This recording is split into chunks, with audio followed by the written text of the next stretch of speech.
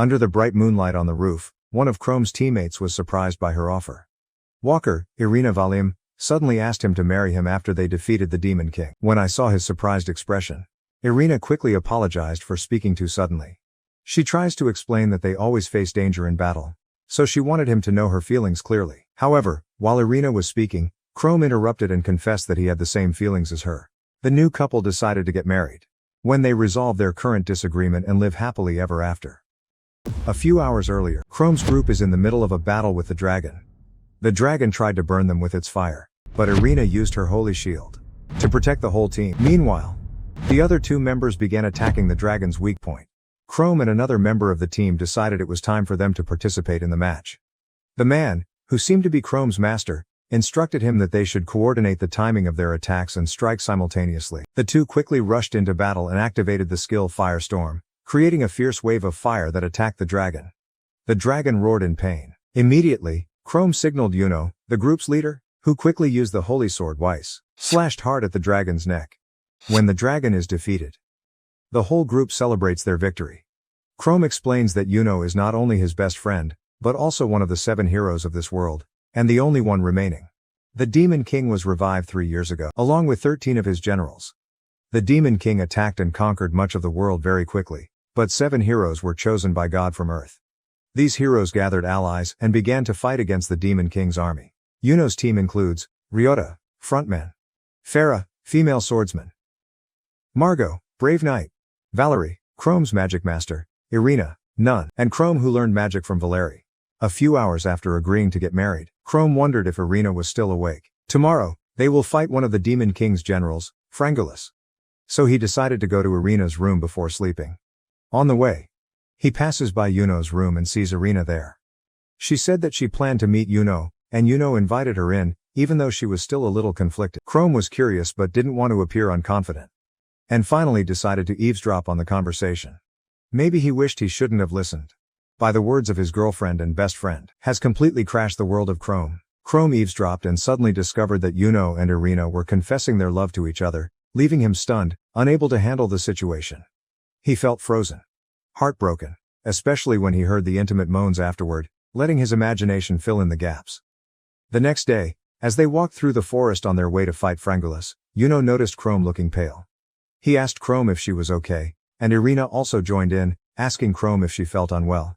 Seeing Yuno and Irina together, Chrome remembered what happened last night, which kept him from sleeping. Ryota encourages everyone to stay optimistic, because they are about to face Frangulus. Yuno agrees, expressing confidence in the team's strength and determination to protect everyone. Suddenly, Yuno felt a contraction around his heart. Severe pain spreads throughout the body, and he collapsed in pain. Valerie coldly approaches and admits that Yuno is under the influence of a forbidden magic called the Chains of Despair. He explains that all his negative emotions such as anger, pain, hatred and despair will help release the darkness within him. That darkness will then be transformed into light, and that light will be passed on to Yuno to make him stronger. Chrome felt confused by this revelation. Valerie adds that Yuno needs more power and plans to gain it by sacrificing Chrome. When Chrome asked why this happened, Valerie explained that everyone in the group chose him as a sacrifice to ensure their survival. As Chrome's vitality gradually drained away, he realized he might be dying. The rest of the group coldly informs him that the deeper he sinks into negative emotions, the stronger Yuno will become. They asked Chrome to hate and curse them. Believes that it will make Yuno stronger. Yuno and Irina stepped forward. Reassure Chrome that he doesn't need to worry. The two kissed in front of Chrome, openly mocking him.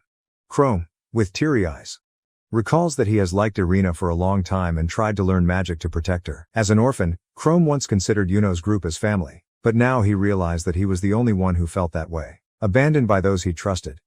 Chrome faces danger from an approaching pack of sword wolves. I tried to use fire magic, but failed due to MP exhaustion, leaving him completely defenseless. The wolves attack and in desperation, Chrome questions her life choices. Determined to survive, he develops a determination that he will not die in such a pitiful way, and that his life cannot end like this, because he still wants to continue living. Suddenly, a mysterious voice rang out, announcing that Chrome's level of despair and hatred had reached a certain threshold, and the progression rate has reached 70%. He just received a new special skill, called Fixed Damage. Chrome wondered about the origin of the voice, which seemed feminine but echoed in his mind. Fixed damage is a unique ability that deals continuous and lasting damage to enemies within 10 meters of him. The voice asked if he wanted to activate the skill, and Chrome agreed. Instantly, the invisible chains around him shattered. The sword wolves began to feel pain. And Chrome wondered why this was happening. The voice explains that it is the darkness that resides within him. And just as the light was infused into the party's hero, the darkness was inherited by Chrome. The voice encouraged him to harbor negative emotions to gain more strength. Chrome got angrier. Remember the betrayal of friends. His anger increased, causing the fixed damage skill to increase from level 1 to level 5 in just a split second. The wolves died immediately. Chrome decided to let her hatred grow.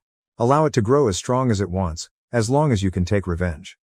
2 years later, Chrome walks into a town with a new look and longer hair. He heard the locals talking about remnants of the demon army still appearing in neighboring towns, even after the demon king had been defeated. One believes that Yuno, the hero, will take care of the rest of the demon army. Chrome saw. A group of soldiers are forcing a girl into an alley. The girl defended herself with her sword, but was overwhelmed. The soldiers taunted her about her sister's affair with Duke Ryote, and threatened to humiliate her, before handing her over to the Duke. Surprise! Chrome walked in and asked the soldiers to release the girl.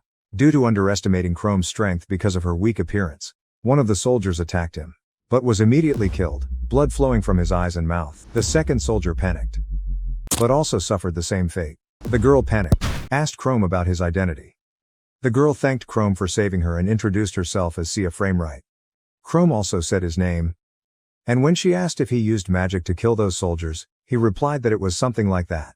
Then, suddenly, Sia asked him for help one more time. Chrome recalls that 3 years ago, after his comrades betrayed and sacrificed him, they went on to defeat the Demon King. After that, they were honored around the world. Money, status and power were given to each person in the group. Ryote became the Duke of this city. Sia said that she has an older sister who is the commander of Ryote's night squad.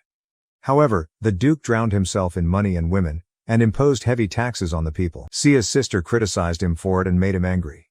He and his henchmen tortured her sister in all kinds of ways before finally killing her. Sia, after losing her parents, she was taken care of by her older sister. When she returned home and found out, "My sister is dead," Sia was completely devastated, which pushed her to seek revenge against Ryote. Sia pleaded with Chrome to help her avenge her sister's death. Chrome questioned if she really wanted him to eliminate a member of the group of heroes who fought against the Demon King. Sia pleaded desperately, insisting that Ryote was being protected by extremely powerful guards. She promised to repay Chrome. No matter how long it takes to pay it off, it's okay. Seeing Sia begging, memories of being abandoned and left to die rushed back to Chrome's mind, causing him to immediately agree to her request, surprising her with how quick the agreement was. She asked again, to make sure he heard correctly. "Are you sure? Do you really agree?" After that, Sia asked if Chrome asked her to use her body to repay the favor, because her older sister taught her that all men are monsters, often trying to take advantage of women.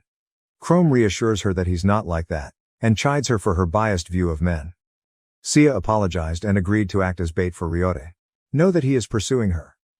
She also noticed that Chrome's weak body did not allow him to easily pursue enemies. Chrome recalls that due to using taboo techniques, his body was weakened. Makes traveling difficult. However, he reassured her that she did not need to act as bait, for he will destroy them directly, and as quickly as possible. Meanwhile, Ryote sat in his mansion, comfortably enjoying a lavish meal and ordering more wine.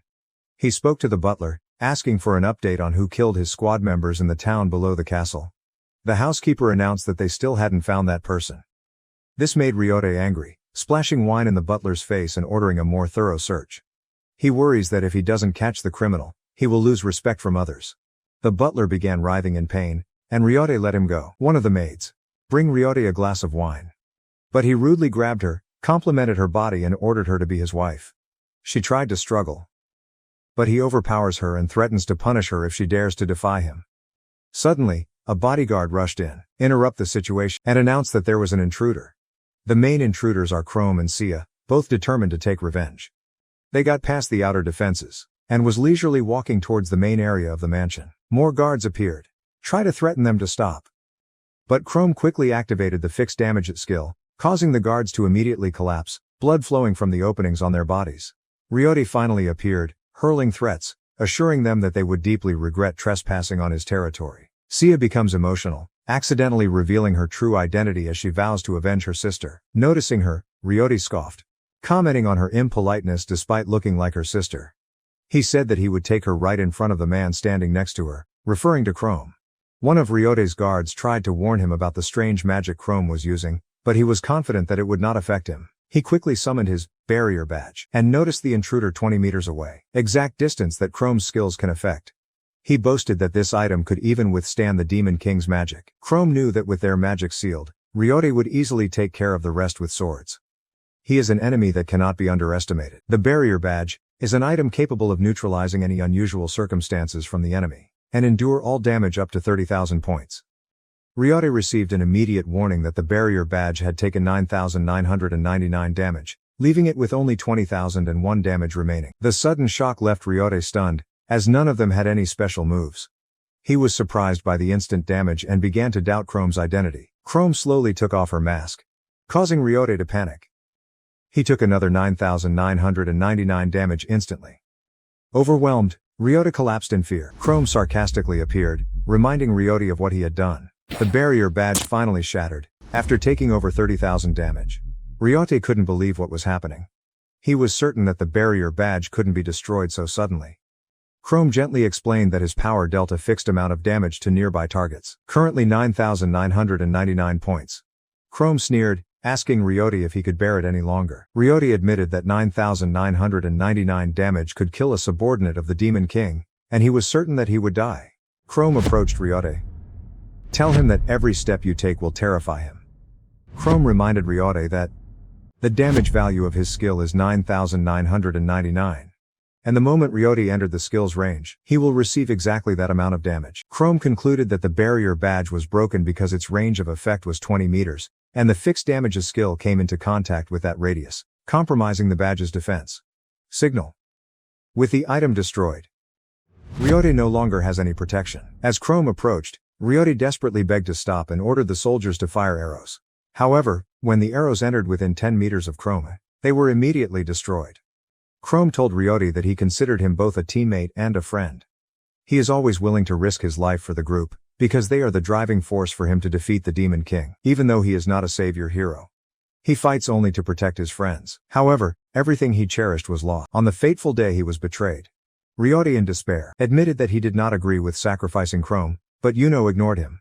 Chrome understood that Ryote's words were just an attempt to beg for his life and did not believe them. Ryote begged Chrome for help, reminded him of his comradeship, but Chrome still did not waver and keep moving forward. Chrome begins a speech, saying that the Ryote he once knew, a resilient but kind person, has long disappeared. When Chrome comes within a distance of 10 meters, Ryote died horribly, leaving behind a horrifying scene, scaring even Sia. Sia then led Chrome to her sister's final resting place, so you can pay your respects. As a thank you for helping her get revenge on Ryote, Sia vows to stay by Chrome's side as he continues his quest for revenge. She also asked about their next destination. Meanwhile, elsewhere, Yuno and Irina are chatting about an incident involving Oracle, an item exclusive to high priests, able to reveal past and future events. She seemed to see a vision of Chrome coming back to harm everyone, but she didn't want to believe it because she believed he was dead. She hugs Yuno, begging him to protect her. Yuno agrees, claiming to be the strongest hero. Will protect Irina with the holy sword. Meanwhile, at the cemetery, Chrome informs Sia about their upcoming journey to the Laluva Kingdom. My plan is to target Irina, about to become High Priest. During the investiture ceremony from High Priest to High Priest. Late at night, Irina had just finished an intimate meeting with the High Priest. She pretended to compliment his figure, even though inside I feel disgusted. The High Priest pledged to take care of her. Suddenly, the Holy Knight, Captain Vance, rushed in, criticizing Irina for spending the night with the elderly High Priest. The High Priest scolded Vance for his disrespectful tone towards Irina, annoyed by Vance's interference. Irina pleaded for the High Septon's favor, making up the story that Vance had been persistently pursuing her and that he was now angry at her rejection. Vance was stunned, and asked why Irina was with another man after the two had had a similar encounter not long before. The High Septon ordered Vance to leave, affirmed that he was committed to considering Irina his girlfriend. Vance asked Irina if she was toying with his feelings, repeating the loving words she had said while in his bed. On the contrary, Irina wondered why men were so easily deceived. She also wondered whether Vance really believed that a few meetings would lead her to see him as a lover. Irina is well aware that her innocent appearance, as a member of the hero group, has helped her win support. She is on track to become the next High Priest, and so, she willingly allowed the High Priest to use her body for this final step. She is willing to play the role of Yuno's lover, to seize the opportunity and climb to higher positions of power in this world. Meanwhile, Chrome finds herself in a dream, standing in the middle of a cemetery. He heard the cries of the deceased around him and a dark voice asking if he could hear her. Curious, Chrome asked what was going on, and the darkness explains that those voices represent the pain and resentment of so many people. Suddenly, a shadowy figure approached Chrome. Exposed as darkness, she says they can only be so close for now, but soon they will meet again. Before I can say more about my name. Chrome woke up. Sia, also awake, asked him if anything was wrong. Chrome brushed it off, but inside she began to wonder about the meaning of the dream just now. Sia playfully teased him. Asked if he was interested in exploring more things between them.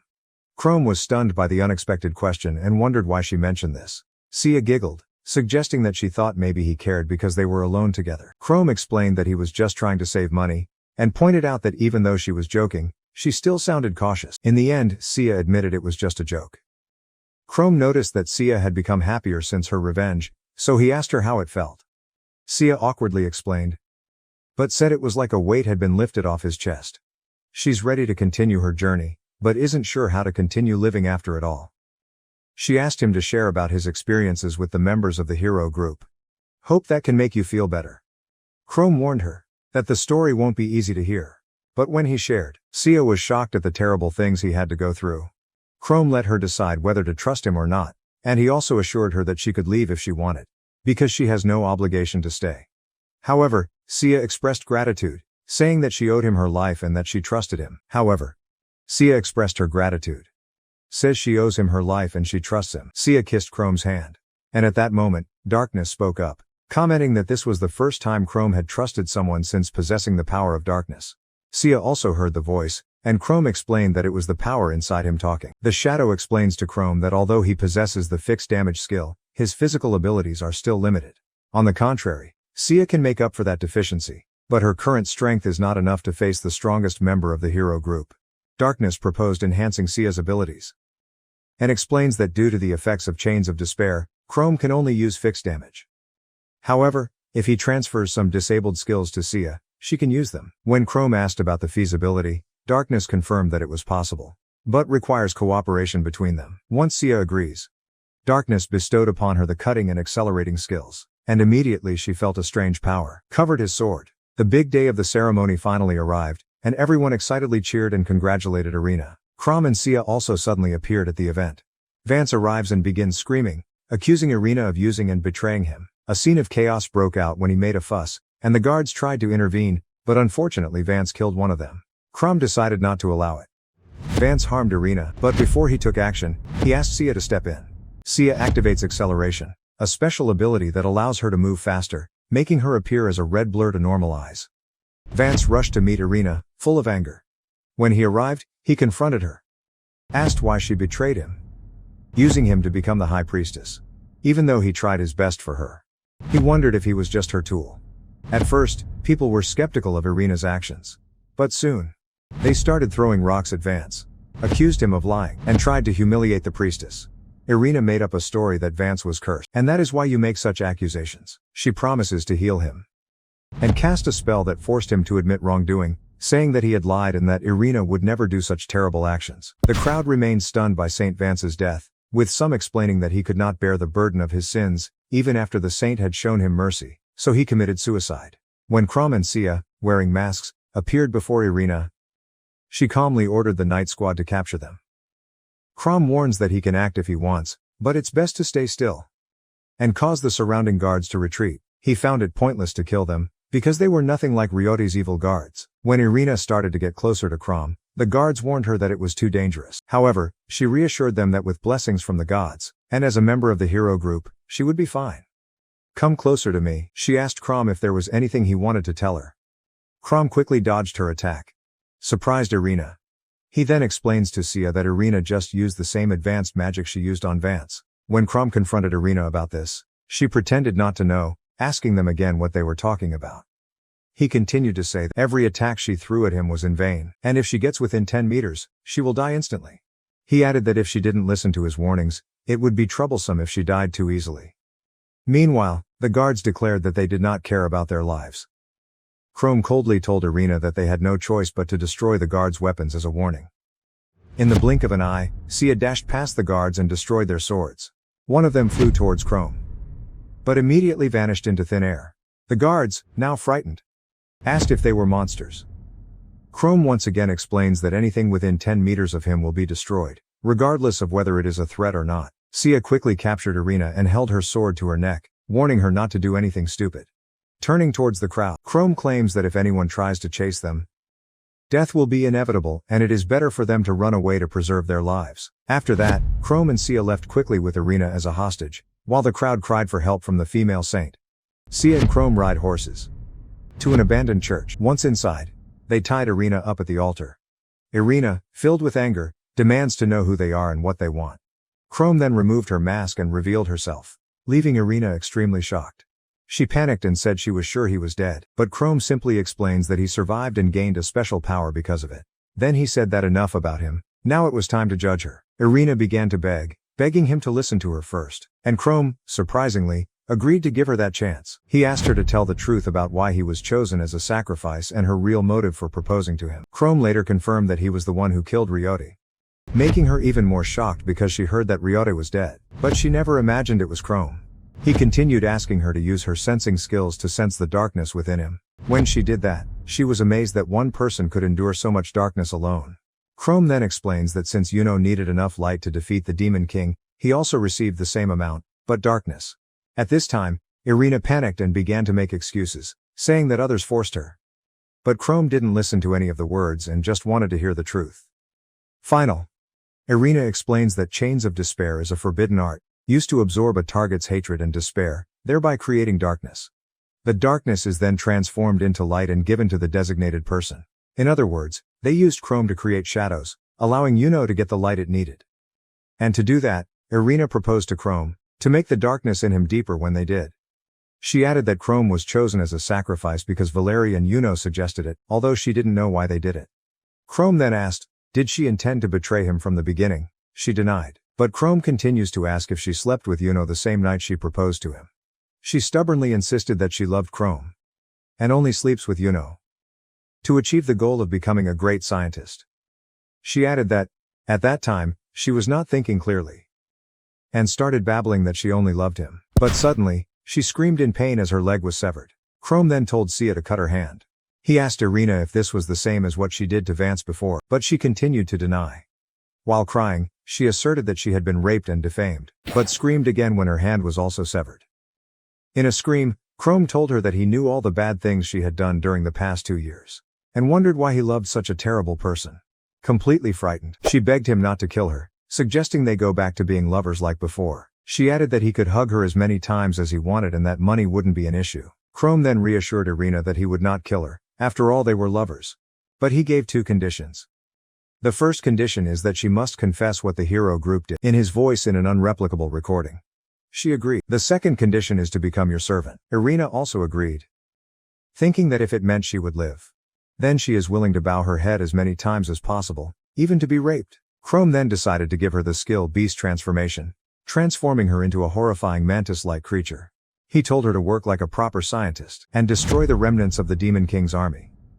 He also explained that, although this skill turns her into a monster, her mind is not altered. And since her attack level was very low compared to her recovery level, she would experience endless pain and suffering without being able to die. While Irina began slaughtering the remnants of the Demon King's army, she agonized over her fate. Chrome then suggested they deal with the recording first. Sia asked Chrome, is Irina his ex-lover? Chrome just turned away, say it's over. And the feelings for her were gone. Sia hugged him, said that because he saved her, she also wanted to save him if possible. Chrome admitted that just hearing her feelings was enough for him. Sia then asked him about his next goal. Chrome replies that their next target is Valerie. His magic master is currently in an unknown place. Meanwhile, the two giggled about a girl in a maid outfit, once used as a test subject, who had run away. One of them expressed regret because he wanted to taste the girl, but others thought it was not important that she escaped, because sooner or later she will die. In an unknown place, many people were locked in crystal cages, crying for forgiveness and cursing the person who imprisoned them. A man approached, telling them to endure more. For magic is the art of penetrating the darkness in the human heart. Therefore, Their desperation would help him go further in his research. He claims that he will soon discover the ultimate forbidden magic. Meanwhile, Chrome and Sia reach the border of the Laluva kingdom. Chrome speculates that Valeri's lab is located there, and decided to take the most dangerous route to avoid detection. He also told Sia not to go far from him. Hearing that, Sia immediately hugged him, although Chrome explains that it doesn't have to be that close. But she still didn't move. Suddenly, they heard screaming, and Sia immediately ran to check. Chrome called her to come back immediately if danger was detected. Chrome felt frustrated because her body couldn't move as flexibly as before. In times of need like this. When I met Sia again, he asked her if she was okay. She affirmed that she was okay, but pointed towards a girl in a maid outfit trembling next to the tree. The girl begged them not to come closer, and Sia said she was afraid of Chrome, something he thought was rude to say. However, the girl was not afraid of Chrome, but admitted that he looked a bit scary. She explained that if they were near her, they will have bad luck because she attracts evil. The reason is said to be due to the mark of darkness engraved on her body, which gives off a scent that attracts demons. The girl then introduced herself as Yulene Elnis. Yulene Elnis explains that she was kidnapped and taken to a laboratory, where she was branded with a shadow mark. Even though she escaped, the scent from the mark became stronger at night, attracting monsters like the demon they just saw. Chrome immediately deduced that this girl was probably hoping to be attacked by a monster to end her life. Yulene then admits that many people died because of her. Chrome then asked who put the curse on her, and at first she hesitated, but then revealed that that person is Valeri, the sage in the group of heroes. Hearing that, Chrome asked her for directions to the laboratory, and promised that he and Sia would protect her and find a way to break the curse. Finally, Yulene agreed to lead them to the laboratory. Much to their joy, Sia declares that she will protect Yulene, but Chrome says that since he can destroy everything within 10 meters, Sia won't need to do anything. Yulene then expressed that, while she is not worried about enemy attacks, she was worried about whether Chrome would do something inappropriate to her, causing Chrome to be stunned. She added that her sister often said that men are animals and have sexual desires, causing her to worry that Chrome was lusting after her body, which Chrome vehemently denied. Meanwhile, at the lab, several apprentices talk to Micah about how he's been getting a lot of offers lately, which he denies, saying it's just like everyone else. However, they insisted that he had been called into the bedroom more than anyone else. These boys are known to be Valeri's lovers, people with outstanding appearance and talent in magic. Meanwhile, Micah is confident that, I won Valeri's favor thanks to my appearance and the skills he has demonstrated in the bedroom. Suddenly, students receive notifications that someone is approaching the lab. They quickly reported to Master Valeri that there were not only intruders, that they destroyed the entire defense system, traps and guard monsters with a single attack. In amazement, Valeri admits that this is at a level he has never reached. He told the students to go confront the intruder. At the same time, encourage that even though the opponent is strong, but if they cooperate, there will be no one against them. The students excitedly went to confront the intruder, promising Valeri that they would defeat the enemy. However, Micah did not come along, and wondered why the master was so worried. Outside, the students confront Chrome and his group, declaring that they will not let Chrome's group pass. Yulene explains that these people are Valeri's students, responsible for keeping test items under control. Chrome then asked what they did with the test subjects in the lab. The girls coldly replied that those subjects were just tools, viewing them only as a basis for research. After listening, two of the students immediately attacked Chrome with fire and wind attacks. Chrome commented on the students' abilities, seeing that they were much better mages than when he was in the hero group. However, their attacks simply dissipated before reaching him. Makes them shocked and frightened. Afterwards, Chrome was disappointed when she couldn't find any method to break the curse on Yulene in any of the records.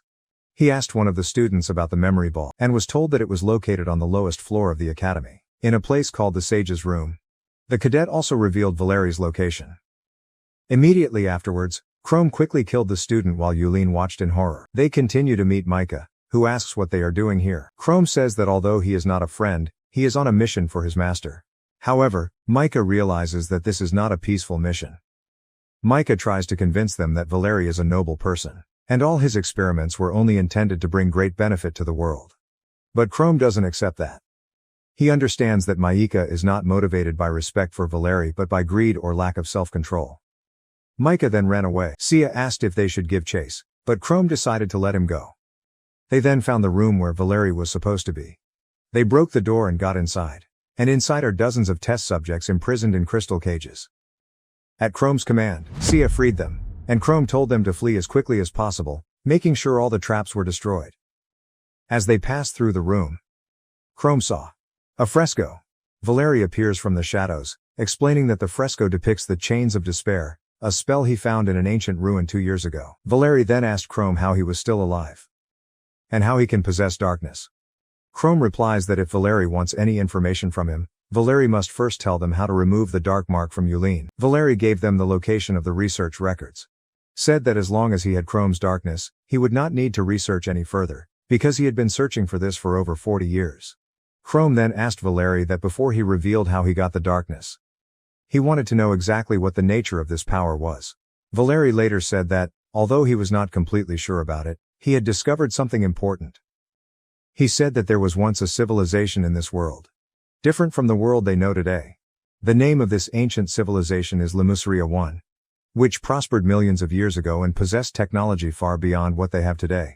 Valeri added that this civilization once flourished until a great disaster occurred, completely wiping it out overnight. He explains that the magic they use today is only the result of the discovery and rearrangement of techniques developed by prehistoric civilizations. Current magic is just a weaker form of its original roots. However, Chrome said he was familiar with the story. Valeri goes on to explain that he found the Chains of Despair magic in some ancient ruins and says that the ancients had an understanding of darkness and light far beyond what they have today. He then describes in detail how this magic works. At the same time, he said that he chose Chrome as a sacrifice because he was the purest person in the group.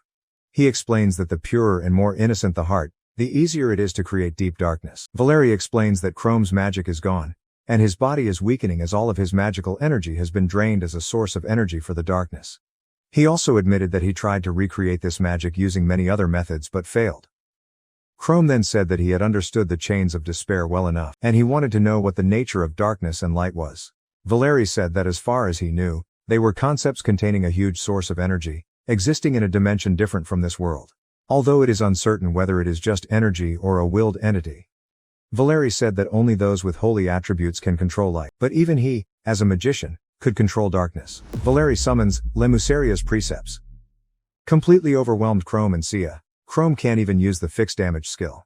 Valeri revealed that he was using a device capable of interfering with darkness, and from watching Chrome fight with his student, he has mastered Chrome's skills. He confidently said that as long as he kept a safe distance, victory would be his. Valeri then imprisoned Sia with a prison wind spell, making it impossible for her to escape. He thought Sia would be a great test subject, and while he couldn't take her powers right away, he would soon take the darkness from both of them. Valeri laughed at the irony of a student he once considered useless becoming his most useful student, compared to the others. Chrome remembers the first time he met Valeri with hope and innocence, and how he trained under Valeri to become a powerful mage, only to be betrayed. Although the pain he was feeling right now was great, it could not compare to the despair Valeri had caused him 2 years ago. When Chrome asked Valeri if his student was important to him, but Valeri calmly replied that they were just worthless tools to him. He added that he only hired them to make his research more efficient and that there were always many substitutes for them. With that statement, whatever was left of the respect Chrome had for his old teacher completely disappeared. Just when it seemed like all hope was lost, the magic circle behind Valeri began to crack. Chrome told Valeri that the darkness within him was not so easily suppressed. The darkness inside him announced itself that it had evolved to a brain-destroying state, and the user's despair and hatred exceed his limits. Valeri was extremely shocked when he saw Chrome can go against Lemuria's precepts, a weapon that can be temporarily sealed, even Demon Lord level darkness. Chrome calmly replied that this was what the hero group had given him. His deep hatred and desire to destroy them all, these things made him stronger. He knew that simply killing Valeri would not be enough to satisfy him. Instead, Chrome decided to take away what Valeri loved most. He orders Sia to cut Valeri's leg tendons. Valeri frantically tried to stop her with sand magic, but Chrome easily disables it. With acceleration speed, Sia quickly severed Valeri's leg tendons. Then, she pressed her sword to his neck. Chrome asked her student wanted to participate in their revenge or not, and she refused. Chrome then tells Sia to lock Valeri in one of the devices they found. As Sia dragged Valeri away, he began to plead with Chrome, pleaded that my career could not end here, that he helped advance the magic of civilization. But all those pleas only fell into Chrome's indifference. Valeri pleaded and begged in panic, but Chrome only coldly replied that Valeri's life pursuing magic ended here. Having finished speaking, Chrome activates the device, and Valeri screamed in despair as his body slowly disintegrated. Chrome then apologized to Yulin for making her wait so long, and the group headed to the storage room to find a way to break the shadow mark. There, they found records of the forbidden magic Chain of Despair, but discovered some content was lost, as if someone had stolen it. Meanwhile, Micah is running away into the forest, still unable to believe that the teacher he loves has been defeated. In his hand were the stolen files. Micah was even more shocked when she remembered Valeri calling his students replaceable tools. Although that may be true for others, Micah believes that he is different, that his teacher truly loves him. With that in mind, he vowed to kill Chrome in revenge. Sia returns from a reconnaissance mission and reports to Chrome that she has finally found the orb. She said she saw Micah in a village 2 kilometers from the laboratory. Yulin deduces that Micah might be in his village. This makes Chrome feel upset. He suspects that Micah stole the orb, and apologized to Yulin again, stating that he needs more time to lift her curse, as he must find Micah before he escapes. Yulin has no problem with this, saying that Chrome should do what is necessary first. Sia decides to go find Micah. Reason that because Yulin attracted monsters. Chrome must stay by her side, as his ability will kill them instantly if they get too close. Chrome warns Sia not to overdo it, because she's facing Valeri's best student. While moving through the forest, Sia felt her body light, and wondered if it was an effect of Chrome's power growing stronger. However, that meant her despair also got worse. Suddenly, she heard a scream. It was a woman being attacked by 3 giants. The strange thing is that this woman looks very similar to Sia's older sister. Sia tries to use severance on the giants, but surprisingly it doesn't work. In fear, she witnessed a giant using a hammer to smash the woman before her eyes. Painful because I couldn't save her. Sia vowed to never forgive that giant. Instantly her sword changed. And she quickly realized that she had acquired a new form of severance. With this, it was possible to fight the giants quickly. Afterwards, she knelt down next to the woman's body, sobbed and apologized for not being able to protect her. But when a tear from Sia fell on the body, the woman's body suddenly glowed brightly, then transformed into another giant and attacked her. Hesitant at first, but in the end Sia drew her sword and killed the giant. Clenched teeth, she swore that she would not forgive Micah for what he had done. Meanwhile, in the village, Micah has returned home, and his friends were glad to see him again, saying he could rest as long as he liked. Meanwhile, Micah thinks that to defeat Chrome, light must be used, because Chrome uses shadows. He raised his hand towards a girl and burned her head. One by one, Micah started killing them. Say their fear and hatred will spread negative emotions, helping to complete the ritual. Suddenly, a ray of light shined down on Micah, and he accepted it, asking for strength to bear his master's vengeance. Soon, Sia found Micah, and drew his sword, bowing his head, determined to stop him. A while later, Yulin and Chrome arrive at the village, now deserted. Chrome sees Sia knocked down and trampled in the corner. She apologizes for not being able to defeat Micah, who now appeared right behind Chrome. Said he was waiting for it. Micah activates the arrow of blessing skill, and Sia warns that her severance can't cut it, and it will pursue the target until it hits. Chrome calmly said there was no need to worry because he could delete it, but immediately realized this attack was not magic. There was also no sign of magical energy activation. Micah looked up at the sky and called out Valerie's name, to whom Micah is proving her love by trying to kill Chrome. Meanwhile, Chrome tells Yulin and Sia to stay away from him, because he would crush Micah's light in the blink of an eye. Micah reveals that he has the orb from Chains of Despair, and even if Chrome kills him, he will never have it. Chrome decided that he would take it by force, but Micah challenged that Chrome was not qualified to own it and enable arrow blessing, but Chrome easily removes it. Chrome declared that the battle was over, but Micah activates another skill. Protection of Flowers. Complacent that his power is not limited to the arrow of blessing, and that Chrome's evil power cannot reach him. When Chrome questioned this, Micah asserted that he had been driven into despair, after losing his dreams and love. That is unforgivable. Chrome reminds Micah that it was the teacher he loved that caused him pain. But Micah just told him to be quiet and then summoned giant angels, which Sia fought before to destroy Chrome. Initially, Chrome was not worried about this attack. But strangely, the angels were not immediately removed, but still struggling to reach him. Even if I'm a bit worried, fixed damage is still enough to wipe out the angels. Micah orders the angels to protect him. Chrome reiterated that Micah had done too many terrible things with Yulin's village, and you should never think that you will be forgiven. In a last-ditch effort, Micah attacked them and then announced their retreat. Suddenly, Darkness announced that the awakening process is progressing, which is completely natural because darkness and light enhance each other. Right after that, Darkness ushered in a dark period, and Chrome was teleported, a desolate desert, where he finally met the person who had been talking to him for so long. She said that this was the first time she saw his face clearly and said that in the future he should be with Rakshasa. This was also the first time the two met face to face. She reveals that the desert they are wandering through is called Klepoth. This is a place where the darkness is deeper than anywhere else. And interestingly enough, it is also her hometown. Chrome begins to wonder about the concept of darkness, and thinks about what Valeri, his old teacher, once said.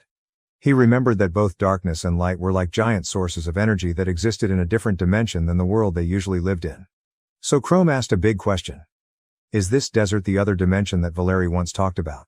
She nodded like a doll on a car dashboard, confirming that Chrome was right. This desert is completely the other space that Valeri mentioned. Chrome decided he wasn't here to chat. Because Sia and Yulin are still waiting for him in the other world, and he needs to return. She told him not to worry. Time is different here. An hour in Klepoth might just be a second in his world. Despite this, Chrome was still anxious to leave Klepoth because he saw no reason to stay. She tells him that there is a reason he is here, and that he needs more strength. To get that, you must meet and face it. Face the nature of that existence. Chrome, still impatient, asked her to clarify her intentions. She continued to tease him, saying it was her duty. Then she offered to lead him to the depths of darkness, and he agreed to follow. When arriving at a strange place, Chrome asked where it was. She explains that they are now in another era, where darkness flows abundantly. She suggests that there is a possibility that there exists someone like him who also possesses such power. Although eras may be different, human nature remains the only thing that remains unchanged. She said. Chrome has been her host for the past 2 years, and during that time, he has accumulated a lot of power. Chrome knew that the reason behind his increase in power was his hatred towards those who betrayed him. She agreed. All those negative emotions are the fuel that makes her shine. Like a typical parasite sucking blood from a healthy host. Chrome asked if she had been a parasite to other humans before, and she replied that yes, she had inhabited many humans over the years, but he was her strongest host. Ever since, no one else could exploit the darkness as well as he did, which was why she was able to manifest and meet him face to face. Her previous hosts could only hear her voice, and some could not even survive her attempts to possess them. However, Chrome did not feel like he was carrying a burden. On the contrary, he was receiving strength from the darkness. Normally, parasitism is the opposite. The parasite takes, not gives. But Chrome reversed the order, taking energy to maintain her vitality and life. Chrome was surprised to hear this. But Rakshasa reassured him that even though his physical body was weak, the life force inside him was stronger than that of a normal person, so there was no need to worry. She promised to do her part to support you, and in return, he should continue to use the power of darkness. When they reach a lake right in the middle of Klepoth, things get more interesting. Rakshasa reveals that in the depths of the lake, at its core, lies the source of all darkness. And there was Naraku, the star of darkness. With a unique name and attractive voice. It feels like Chrome's first collaboration with Rakshasa. As a ritual recreating the moment he acquired the fixed damage skill. That time there were also the appearance of chains and a whispering voice, telling him to take his darkest emotions and make use of them. Chrome asked if there was anyone else who possessed the same powers as him, and Rakshasa replied that there were several. The easiest way for him to transfer his dark powers to someone is to share a link, like he did with Sia. At that moment, Naraku announced that someone carrying light had entered Klepoth. And Chrome insisted that he had to meet that person, even though he might not really be ready to face them. Naraku agrees to meet Chrome's request. Just a few hours ago, a brave green dragon crashed the party at Legoy's castle. Meanwhile, Chrome is immersed in memories. Nostalgia welled up as he looked back on the past. It's really sad, but Ryota is dead and Irina is missing with no known whereabouts. Memories rush back, and suddenly, everything became clearer. It turns out that Yuno has always had great feelings for Irina all this time. No wonder he didn't think twice about betraying Chrome. When Valeri proposed the plan to sacrifice Chrome, Yuno immediately supported it, was even the one who planned that betrayal. But now, as they near the end of their fight with Dragon, Yuno has big plans. He plans to go hunting for Irina right after. The dragon begins to reveal unexpected secrets. Talks about creating a new army of demons to make humanity stagger. Meanwhile, Farah always stands by Yuno's side, and Yuno's imagination begins to dream up scenarios with Farah as her new lover, in case things don't work out for Irina. But reality quickly pulled him back. The battle became extremely tense. And then the door to Klepoth seemed about to open. Suddenly, Yuno's holy sword shined like a beacon in the storm. Represents eternal faith. But the dragon suddenly unleashed a powerful fire attack, making Yuno feel cornered. Is this the end for him? Yuno, determined not to give up, gets a one-way ticket to Klepoth because he is not ready to give up on this life. As soon as I set foot in that wild land, who is waiting for you? It's Chrome, my old teammate. They faced each other, ready for the fateful battle. Yuno clutched her favorite holy sword, ready to launch like a rocket. But Chrome is no ordinary person. He has a secret card, a power that can erase anything it touches. And just as you thought, Yuno's arm was immediately separated. Even so, Yuno still did not lose his confidence. He took back the holy sword, ready to continue fighting, radiating a belief so strong that it could make a sunflower blush. Yuno stood firm, radiating an aura of determination, as if telling Chrome, "You're about to fall, buddy." He dropped a heavy promise. Chrome would never be forgiven for what happened to Irina. Chrome laughed mockingly, returning it immediately. He had been the guardian of the forgiveness vault for the past 2 years and had no intention of changing for Yuno. Seeing an opportunity, Yuno put all his strength into ending the remaining friendship between them. But Chrome has different thoughts, thinking that the time when they were close in the past is now a distant past. Yuno cast the skill Arrow of Lusing, but Chrome just made a joking face, considering it of no value in this fight. And then, even more unexpectedly, the power hidden within the holy sword appeared in the form of Vayu, a soul that holds secrets within. Vayu's mission is to play detective, investigation into Chrome's special powers. But, oh well, Rakshasa quickly rushed in, using a signal blocking skill, smiling mischievously like a Cheshire cat. She reveals that she saw through Vayu's plan from far away. Vayu returned to his superiors, reporting that his analysis was not very successful. As it turns out, Chrome possesses curses from the chains of darkness, making normal skills seem like child's play to him. But, this is the turning point. Advanced X-rank skills have a chance to break the curse. However, Vayu still believes that Chrome's skill is just based on fixed damage, not a super X-rank skill. When the hero discovered that Chrome only possessed one skill, a fire of determination burned within him. Even though that skill was a big problem, the hero still did not give up on the idea of winning. It wouldn't be as easy as stealing candy from a child, but he wasn't afraid. Vayu is on the same side, agreeing with the hero's chances, as long as he doesn't activate White Phase. Oh, and time in Klepoth is almost over, so the final battle between the hero and Chrome has to be postponed a bit more. In a bold move, the hero boldly declared that he now had new hatred for Chrome. Comes from Chrome's revenge against her teammates. This statement made Chrome waver. He quickly responded coldly. Chrome revealed that he was once their teammate, but was eventually abandoned. Despite the fierce confrontation, Yuno still clings to his beliefs, asserting that Chrome is a bearer of dark energy, and therefore, his light energy is destined to overcome this opposing force. With a bit of irony, Chrome called Yuno a selfish chicken for leaving so quickly. Yuno and his loyal companion Vayu decide it's time to retreat, leaving Chrome alone. Chrome felt upset that Yuno had once again escaped just when he was ready for a confrontation. Rakshasa urged Chrome to leave, reminded him that they had much work to do. Like finding Sia and Yulin, the people Chrome had temporarily put aside. Any conflicts between Chrome and the hero must be temporarily put aside, because there are still many things that need to be resolved. Micah tries to escape, but Chrome used the Chains of Darkness skill to hold him back. Still upset that Yuno got away from her so easily, Chrome promises that the same thing won't happen to Micah. Micah began to writhe and complain while being bound by Chrome. He tried to use the Arrow of Blessing skill to break free, but it is of no use when defeated. In the end, he had to beg Chrome to spare his life. Chrome asked Micah if he had ever paid attention to the pleas of the villagers who begged for their lives under his oppression. Micah, still calling on Valeri to beg for his life. And somehow he freed himself. Chrome was stunned, seeing that Micah can penetrate through the fixed damage skill. Micah screamed, asking Chrome to stay away, asserting that only Valeri had the right to touch his body. Then, he released a giant blast of energy aimed at Chrome, commanding him to disappear along with that evil aura. Chrome, still stunned by the sudden turn of events, had no time to react and dodge the attack. Luckily, Yulin promptly rushed in to save her, blocked the attack for Chrome and was attacked by Micah. This made Sia angry, and as Micah unleashed another wave of energy, she used her sword to redirect the power. Chrome quickly took advantage of the opportunity to recapture Micah, declare that the game is over and tie him up. I promise to deal with this later. Then asks Rakshasa to help Yulina, asking if there are any shadow skills that can heal. Rakshasa confirms that there are such skills, and Chrome decides to pass the skill on to Yulin. However, Rakshasa warns that the skills Chrome can impart to his subordinates are limited. And if the limit is exceeded, there is a risk of mental breakdown. Chrome asked about the next step since he couldn't learn any new skills. He had only one choice left. Was to make Yulin his subordinate so that he could directly transfer skills to her.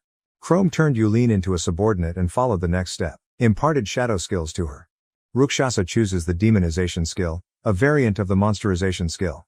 The idea was to instill this skill so that she would have immense strength and vitality, becoming a being far beyond humanity. This is the only way to save her. Unlike monsterization, demonization is a permanent skill, like fixed damage. Yulin claims that she doesn't mind transforming, as long as it can save her life. Yulin received power and was revived. She still looks very human. And when Chrome asked her how she felt, she replied that she was fine. After solving Yulin's problem, Chrome focused on Micah, Valerie's trusted disciple. He locked Maika in a crystal prison similar to the one Valerie was being held in. Chrome then asked Yulene if her enemy's defeat would bring the victory and revenge she desired. She replied that her favorite part was seeing Mika's limbs being crushed by Chrome's chains. Although it cannot bring back the deceased, it is a worthy revenge for what the wicked have done to the villagers. She thanks Chrome for helping her. And he noticed that the scent of darkness had been removed from her. With her revenge completed, her negative emotions were also reduced. Sia still encourages Yulene to accompany her, because the battle is not over yet. In the final act of revenge against Valerie, Chrome orders Yulene to use her disguise skills to hide the lab, ensuring that no one from the outside can find the prison, and that Valerie and Maika will never be rescued. After completing this task, Chrome asks Rakshasa about the skill Maika used to overcome his fixed damage foot skill. Rakshasa identified it as a chaos skill, a technique that combines light and shadow. Chrome was curious to know if he could learn this technique, and Rakshasa replied that it was possible. Although Chrome is under the curse of darkness, limiting his abilities, learning this skill will bring a great advantage when confronting people with light attributes. Chrome's determination to eliminate Yuno, causing Rakshasa to agree to take them to their next destination, Principality of Liège, also Farah's hometown. Chrome saw an opportunity to kill two enemies at once. At one point, he formally introduced Rakshasa to two of his subordinates, Sia and Yulene. Hopefully they will get along. In this chapter, the focus shifts to Yuno, who has returned from Klepath. Once again, he faced Rigos's breath attack.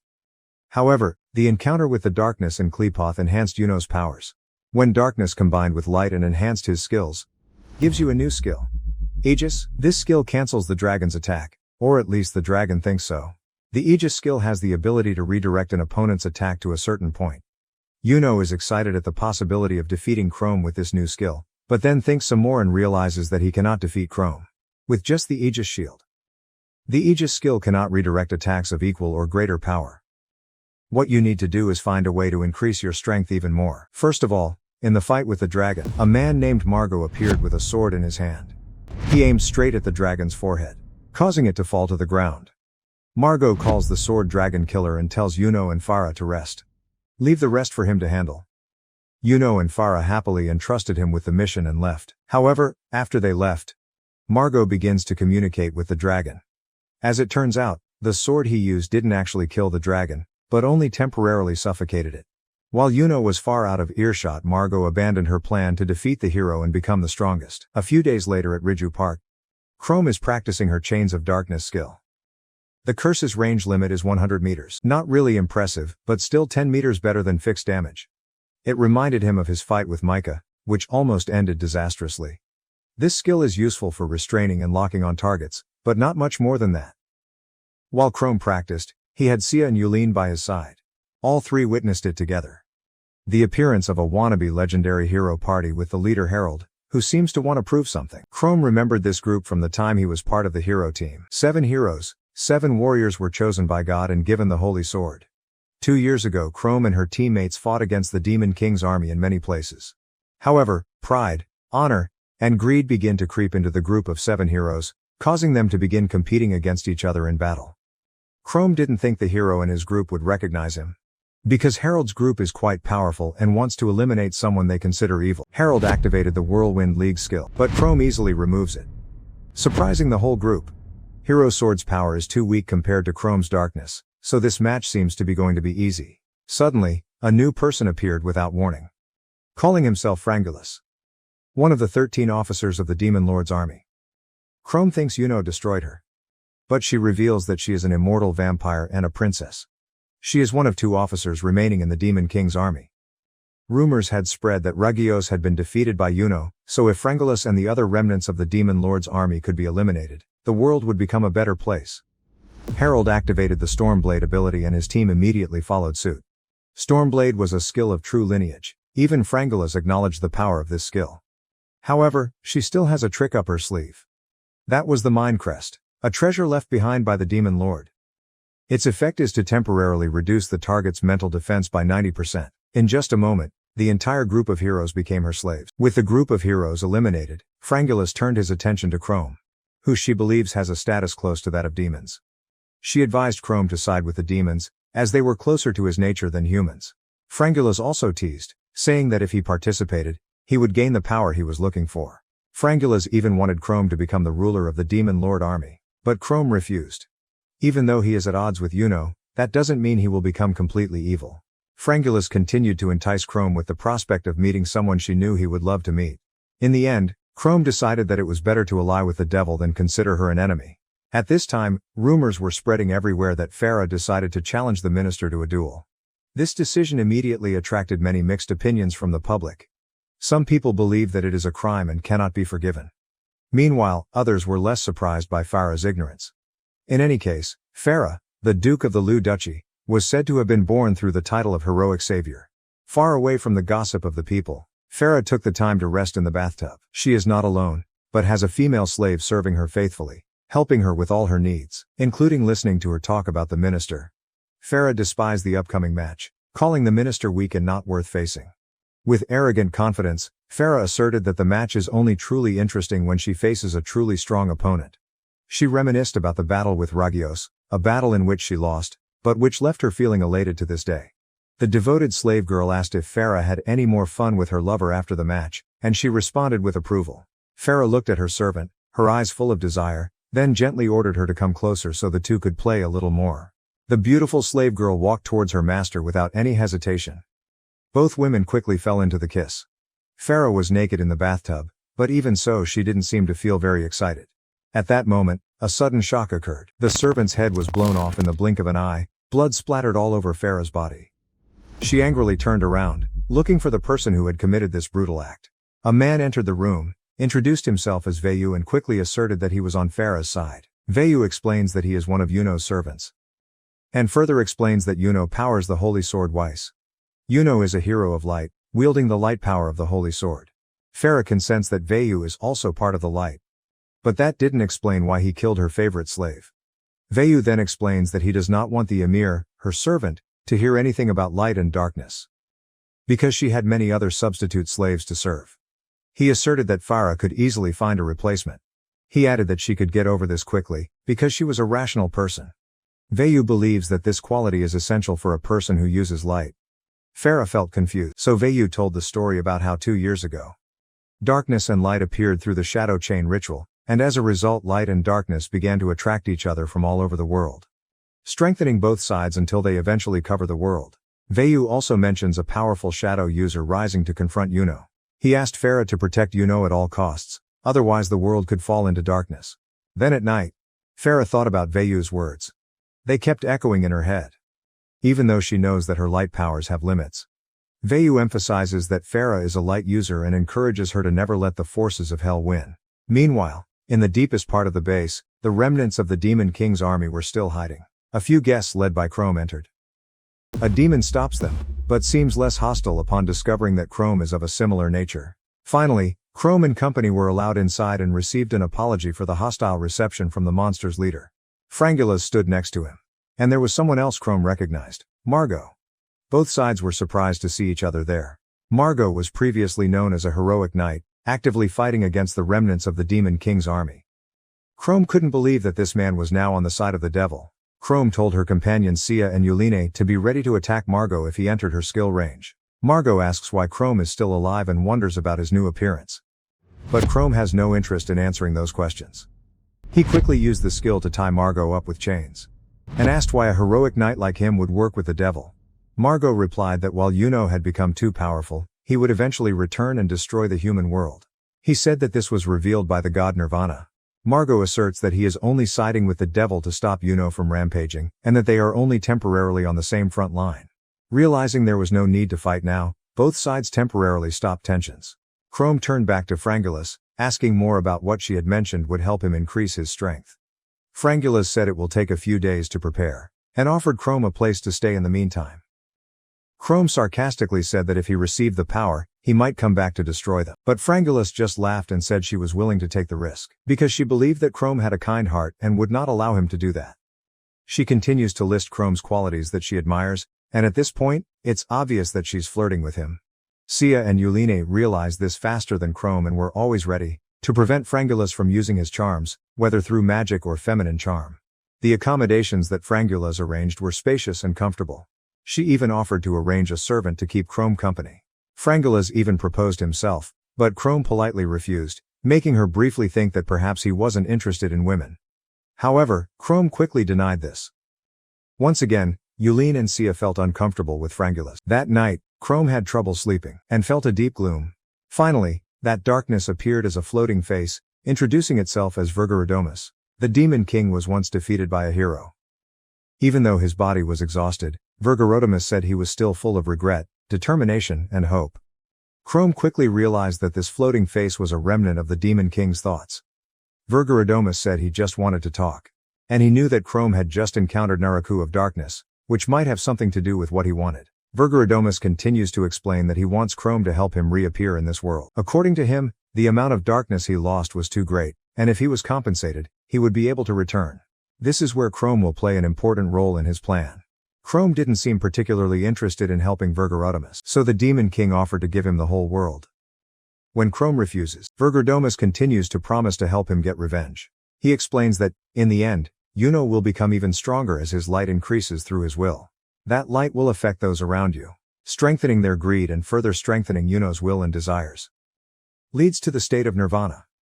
This makes Chrome start to feel interested and he asks how to fight Yuno in the future. Virgorodomus reveals that he must learn both light and darkness, and must challenge the relics of prehistoric civilizations scattered across the country, one of which is located in the deepest part of the country. At that moment, Rakshasa appeared, interrupted and advised Chrome not to believe Virgorodomus's words. The Demon King, enraged, was about to interrupt the Rakshasa, but then he changed his strategy, offering to lead Chrome from now on. He asked Chrome to provide enough darkness to help him revive. However, Chrome is not so naive. Instead of agreeing, he declared himself leader and demanded that Virgorodomus give him information. Although angrier and more curious than ever, Virgorodomus accepted the condition. At that moment, Yulin and Sia woke up, ready to face Virgorodomus. But he insisted that he had no intention of fighting. In the end, Chrome agreed to accompany the Demon King to the deepest parts of the castle, although he admitted that he did not completely trust Virgorodomus. Chrome prioritizes everything that can help him achieve his goal of revenge and is willing to make a deal with Virgorodomus if necessary. Meanwhile, Harold reminisces about his life. How did he change after receiving the Garhev sword and forming his party? Finally, he used the sword to lift the spell that Frangulus had placed on his group. They decide to defeat her but must find Margot first, because they feel he is also being controlled by magic. Frangulus appears to confront them. Harold created a wall of wind around him and attacked. While Frangulus still coped steadfastly, Harold invites team members to participate to create a numerical advantage. However, Frangulus suddenly used a special technique. Drove a spear through Irvine, the group's archer, leaving the group shocked by her death. The wizard Joseph, in anger, sent a storm of fire towards Frangulus. But she simply reflected the fire with her skill. Harold is equally heartbroken as he remembers all the adventures with Irvine and his group. He remembered the time when he was lonely before meeting them. And now he is in a relationship with Spear Isabel. While Harold was reminiscing, Frangulus prepared a series of spears ready to rain down on their group. She attacks, but Harold doesn't want to lose any more friends. Thanks to anger and strong will, he activated a high-level skill. Use Phoenix Guo Fu Blade from this skill to attack Frangulus. This skill gives him the advantage and victory seems to be near. Margot called Harold from behind, offering to help him. He claims that the spell Frangulus placed on him was broken by one of Harold's previous attacks. Harold is delighted to see Margot on his side, and directs Margot to cover him while he rushes towards Frangulus. Unfortunately, however, Margot stabbed Harold from behind, literally betraying the hero. Margot reveals that he cannot let Harold kill Frangulus. After assessing the situation, Harold realized that Margot was not under any spell. This betrayal was entirely of his own free will. Margot talks about his past, that he was a heroic knight who was praised long ago, even before Yuno. Clear. Margot has problems with anger and denial. Meanwhile, Virgorodomus, Chrome, and his members reach the deepest part of the castle. There are gates there that Virgorodomus says hold the body of a demon killed by Chrome. It helps block out the darkness. Chrome also saw what he discovered was technology from the ancient civilization of Remusaria. A black altar. Virgorodomus asks Chrome to activate the altar with his dark powers, and he tries to tempt Chrome in every way possible. He even went further by showing Chrome a vision of an ancient civilization. From this perspective, Chrome could realize that Remusaria was once a powerful civilization, much more advanced than current society. Chrome wondered what caused everything to fall apart. Then he saw what looked like a black mist and a white mist. He realized he was witnessing a fierce battle between Nirvana and Abyss. Virgorodomus told Chrome that he shared this knowledge with him only so he could see that he was a better terminal than regular ones like the Rakshasa. When Chrome asked why, the Demon King explained that he let Chrome see this image because image is the key to power.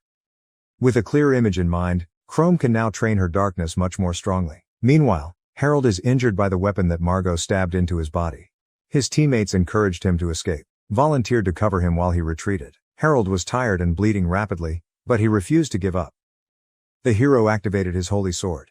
And prepare yourself for battle with Margot. Margot mocked Harold, knowing that he no longer had enough strength to fight back in a worthy fight.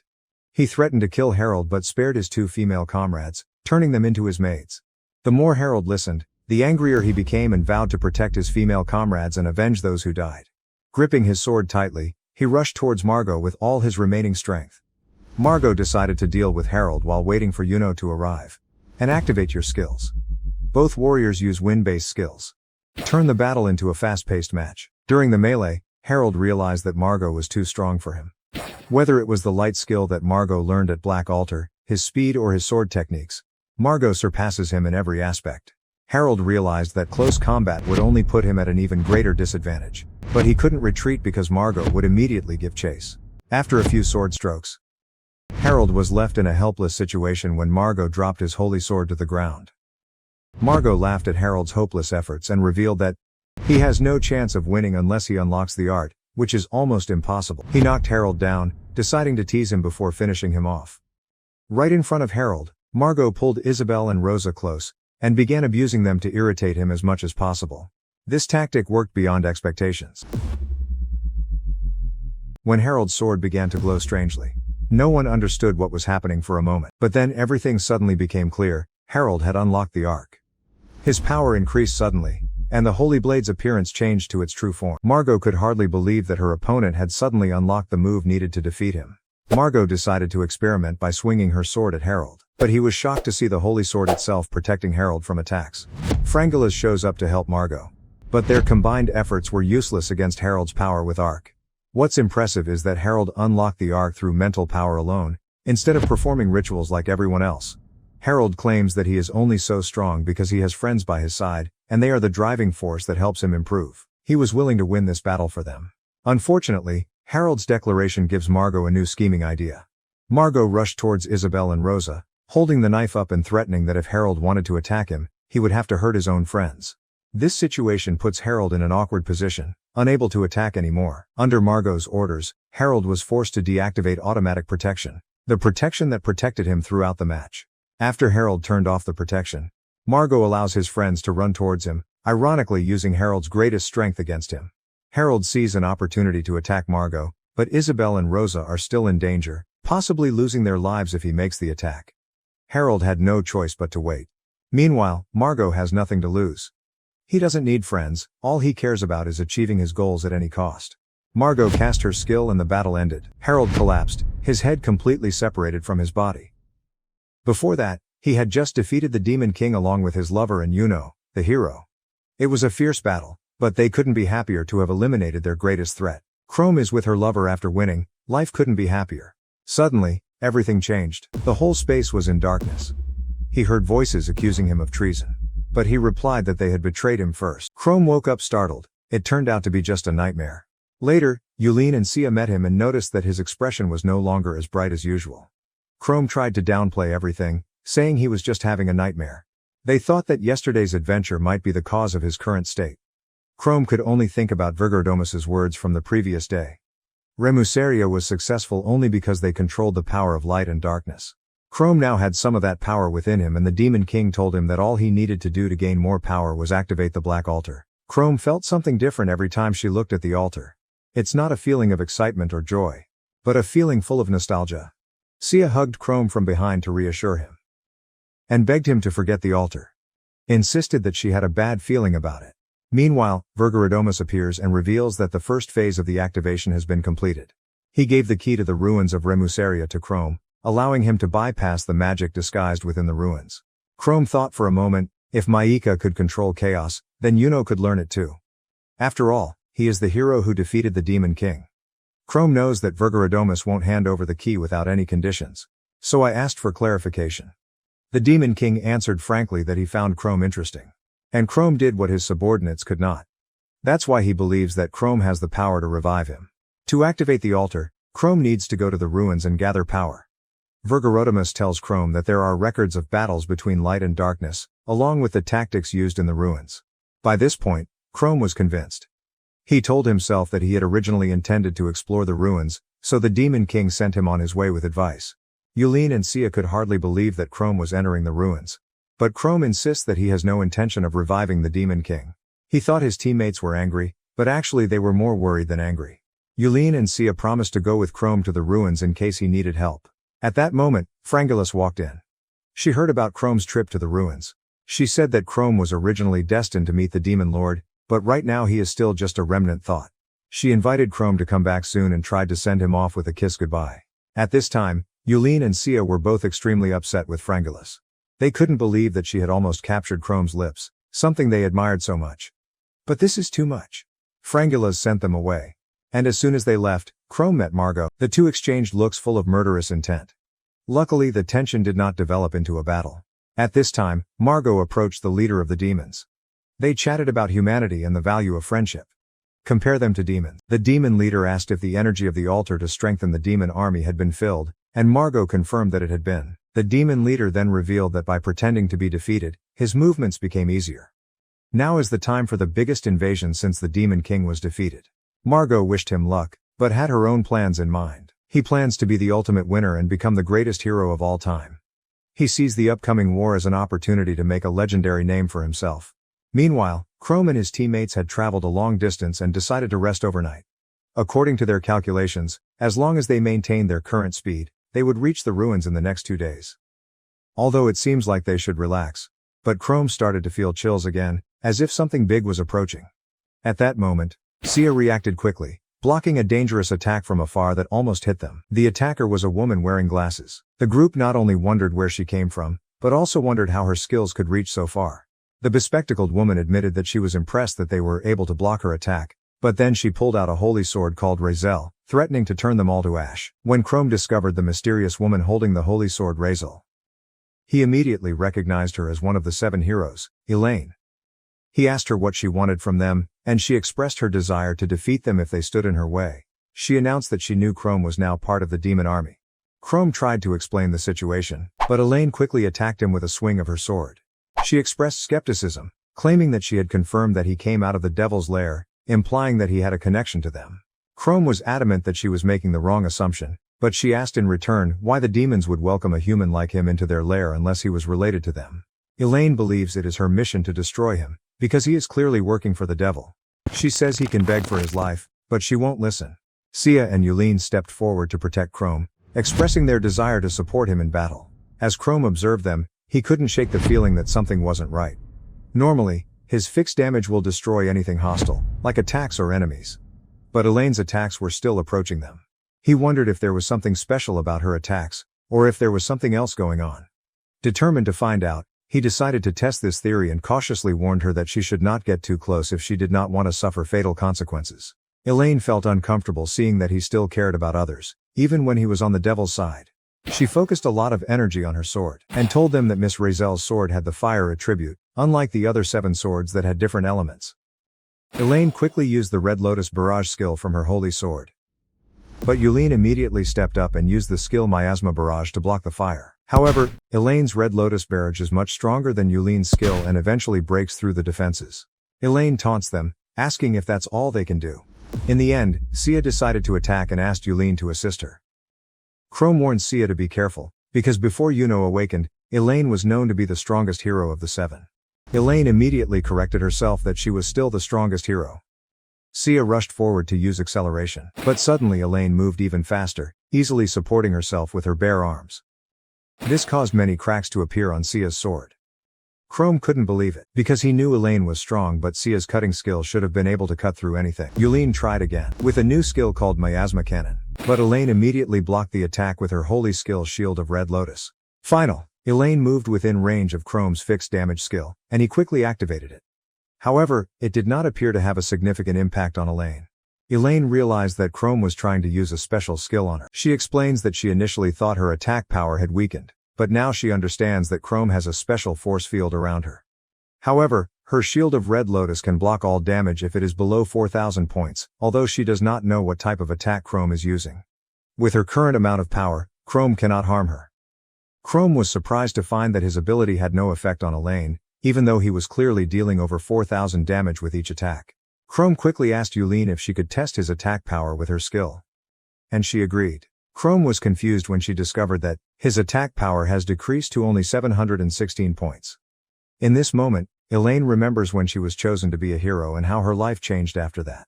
She believes that her previous life was extremely bad, but after quickly defeating countless monsters and enemies, her fire strangely grew stronger. She is determined to prove that she is worthy of the title of strongest hero, even more than Yuno. Elaine moved quickly towards Chrome, ready to attack at any moment. However, suddenly she felt intense pain spread throughout her body. She wondered if it was an attack from Chrome, but she admitted that the pain was not life-threatening. Just as she was about to swing her sword at Chrome, he quickly dodged Elaine's attack by moving with a chain of shadows. Sia then tried to attack, but Chrome blocked the blow with a wicked smile. Elaine sarcastically mentioned Sia and Yulin, saying she didn't want to ruin their beautiful faces. Sia and Elaine continued to clash swords for a while. But Sia's sword begins to melt. Yulin tries to save Sia with her skills, but Elaine easily counterattacked. After that, Elaine unleashed a powerful spell called Flame Dragon and aimed it directly at Sia and Yulin. However, something unexpected happened when the fire disappeared before reaching them. 3 strange vampire girls with the ability to control fire appear suddenly and join the battle. They introduced themselves as vampires. Belongs to Frangulis and is a descendant of her bloodline. Chrome quickly requests their help, explaining Elaine's terrifying power. Elaine felt disgusted when the vampires joined the battle. She told them not to underestimate her, even if there were 3 of them. The 2 girls turned into bats thanks to the demonization skill. And the 3rd girl tried the Spear of Evil. But Elaine quickly takes her down. Elaine declares that they cannot defeat her. She used fire skills to attack them, and even though they tried to defend, the fire still burned them. Elaine warns that she will prepare to launch a stronger attack. However, she didn't realize that Chrome was silently approaching from behind. Chrome informed Elaine that she had fallen within the range of his effective skill. Without hesitation, he activated his fixed damage skill, and this time it caused a significant amount of damage to Elaine. Chrome sees the value of her skill fluctuating, currently at 6,700 but could drop soon because of instability. He also pointed out that if there was a way to activate the skill with maximum damage, he might have a chance to overcome Elaine's defenses. Elaine was angry with herself for the mistake of letting Chrome attack her, but she was lucky because her protection reduced the damage. Otherwise, she could have been killed. Elaine decides to move further away from Chrome, realizing that she needs to get out of his influence. Chrome also understands that he needs to recover his strength because the damage he deals is unstable. In his current state, he couldn't even defeat Elaine, let alone Yuno. The vampire girls then apologize to Chrome for not protecting him properly, but he thanks them for saving him. One of the girls uses the Healing Radiance skill to heal everyone. The girl told Chrome that she was very good at regeneration thanks to a lot of practice, and now she completely healed people. The 3 girls then introduced themselves to Chrome. The blonde girl's name is Lavinia, the spear-wielding vampire is Arola, and the healer is Carly. Chrome began to wonder why Frangula sent them to help him, but he decided to put that question aside to focus on finding a way to escape. After they successfully escaped from Elaine and reached a safe distance, Sia and Yulin expressed their gratitude. Carly mentioned that she did everything to completely heal them, ensuring that there would be no scars left. Chrome commented on how impressive the healing spells were, and asked if they were sure that Frangulas really cared about him. Carly responded, implying that although Frangulas might not realize it, but she seems to have a romantic interest in Chrome. While they were chatting softly, Chrome suddenly felt a terrifying presence, and it turned out to be the hero Harold, standing behind him, holding the holy sword Garo in its true form. Chrome was completely surprised by what he saw. Because as far as he knew, Yuno was the only one capable of activating the true form of the holy sword. He quickly warned everyone to be cautious, because Harold's sword was no ordinary weapon. Arola then informs Chrome that it was Margot who killed Harold. As soon as he heard Margot's name, Harold's attitude became chaotic. He screams that he will never forgive Margot or those involved with Frangulis, vowing to destroy them all. Chrome began to wonder how he could sense Harold's aggression so strongly, even though Harold was not a demon. Without hesitation, Harold launched an attack. Quickly defeat the vampires in the blink of an eye. Chrome began to reprimand Harold for cruelly killing the girls, even though he has fully awakened as a hero. However, Harold corrected Chrome's words. Say you're not a noble hero, but an avenger. Harold radiated a strong anger, and Chrome realized that, although Harold's transformation is not yet complete, he is still willing to harm everyone if there are no preventive measures. Chrome quickly tried to restrain him with shadow chains, but Harold easily broke through, and said that Chrome's attack couldn't hurt him. However, Harold soon realized that Chrome's attack was just a distraction, giving Sia the opportunity to sneak up from behind and slash his neck. Upon realizing this, he tried to defend himself against her attack by shooting magical spears at her. However, Harold soon realizes that what he thought was Sia was actually another trick. An illusion created by Yulin, using her disguise skills. The real Sia appeared soon after, sneaking up on him from behind and stabbing him with her demon sword. Chrome tells Harold that, even though he considers himself a hero, that doesn't mean he will be treated fairly. Harold responded, saying that this was not the end and that he had not been defeated, because he still intends to avenge his comrades. However, something began to appear from the wound on his chest, and Harold turned into an empty shell. The Rakshasa finally appears and tells Chrome that Harold has actually been dead for a long time. However, it seems he was given the chance to return to life temporarily thanks to a mysterious force, possibly related to Demon Lord Virgarotimus. At that moment, Harold suddenly transformed into a demon-like creature, and we finally know what happened to him before he was possessed. It turns out that right after he died, Harold's mind became trapped in a dark void. He sat there, trying to remember what had brought him to this strange place. That's when he realized he was truly dead. That made Harold extremely sad as he remembered that he was killed while trying to protect the people he cared about. He blames himself for still existing, even after death. Suddenly, the Demon Lord appeared and told him that he had already died once, but was given the opportunity to be reborn and live again. The Demon Lord calls himself Virgarotimus, who was once the Demon King. Harold was confused as to why the Demon Lord came to him. He wondered what the Demon Lord really wanted from him. And Virgarotimus replied that he was very concerned about the darkness in Harold's soul. This darkness is so powerful that it can rival the power of Chrome. Virgarotimus was curious about how ordinary people, like Harold and Chrome, fell into such deep darkness when they faced downfall. Harold can hardly believe that he actually has darkness within him. To clarify this, Virgarotimus decided to show him. Suddenly, Harold has a vision of his comrades, Isabel and Rosa, in Margot's bed. They begged him to forgive them. Rosa begged to stop, explained that she had Harold. But Margot was determined to possess her, insisting that he would make her forget Harold. Finally, he committed this terrible act. At that moment, Harold could no longer control his emotions. He began to cry and scream in despair, begging Virgarotimus to stop and not show him more of these heartbreaking scenes. Virgarotimus sensed the growing darkness within Harold, and immediately made a tempting offer of great power, enough to defeat Margot. In the end, Harold succumbed to the darkness and declared that he craved power. He doesn't care whether Virgarotimus is a god or a demon, a good guy or a bad guy, just determined not to let things end like before. Harold believes that what he could not accomplish in his previous life, he will achieve this time, even if he has to embrace darkness. Virgarotimus passed some of his power to Harold. And Harold said he didn't care who Virgarotimus was. But he will use this power to protect those he loves and confront Margot. Back to reality, Chrome asks Rakshasa why the Demon King is connected to Harold. Rakshasa does not know, and thought that maybe the Demon Lord didn't anticipate a fight because Harold was acting uncontrollably. Harold in demon form says he needs to vent his anger at someone, otherwise he will go crazy. On the way here, he saw Elaine seemingly defeated and confronting Chrome and the vampire girls. Harold thought that perhaps they were also part of Margot's demon tribe, so he decided not to spare their lives. Virgarotimus quickly unleashed a powerful chaos spell called Mount Kahua's Blade, aimed directly at Chrome. Chrome was cautious because with Harold using chaos magic, he was almost impossible to stop, even in dangerous situations. Sia rushed forward, declaring that she would cut through the wind with her sword. But even though she tried to block it, she was still injured. Luckily, Yulin uses her magic to heal Sia's wounds. Chrome then asked Harold how a hero like him ended up in this situation. Harold explains that it's all about revenge. Margot once killed him, and took away the two women he loved the most, forcing them to do things they never wanted. He declared that he would cause Margot pain and misery, and would eventually free the two women. Harold also declared that he would eliminate anyone who tried to hinder his revenge. Harold rushed at Chrome, even though Chrome expected him to attack from afar. However, Harold insisted that he was not afraid of Chrome's abilities and would not be intimidated into stopping. When Harold is close enough, Chrome uses her fixed damage ability, causing significant damage to Harold, though not enough to kill him.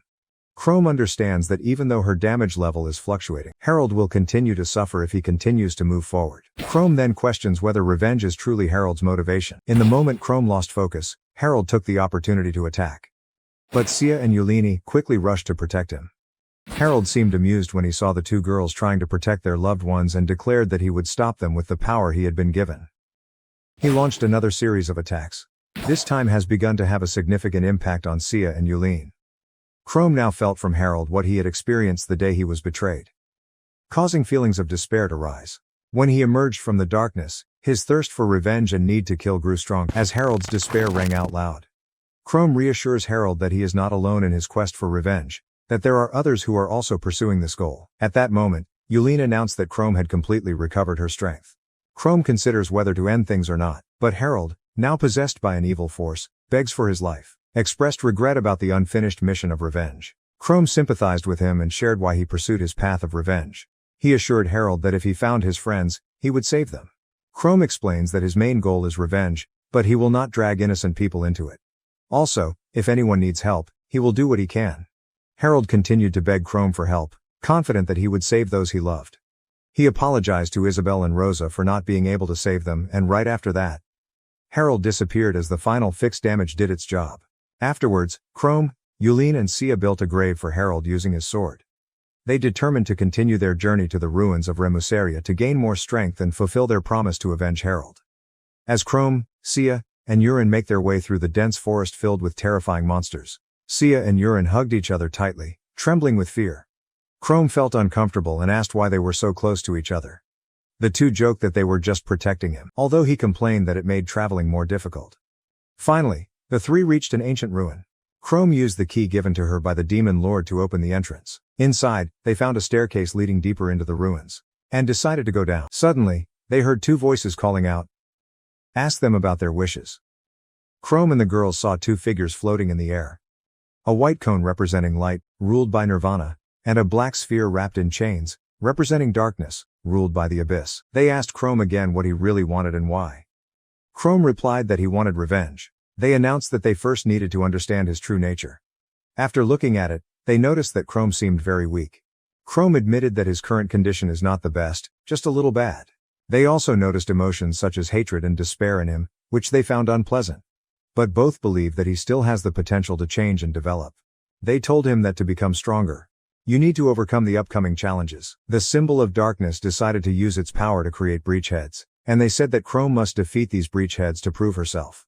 Chrome is confident in his abilities and thinks he can defeat these breachheads, but if any of them have more than 10,000 GP, it might be difficult.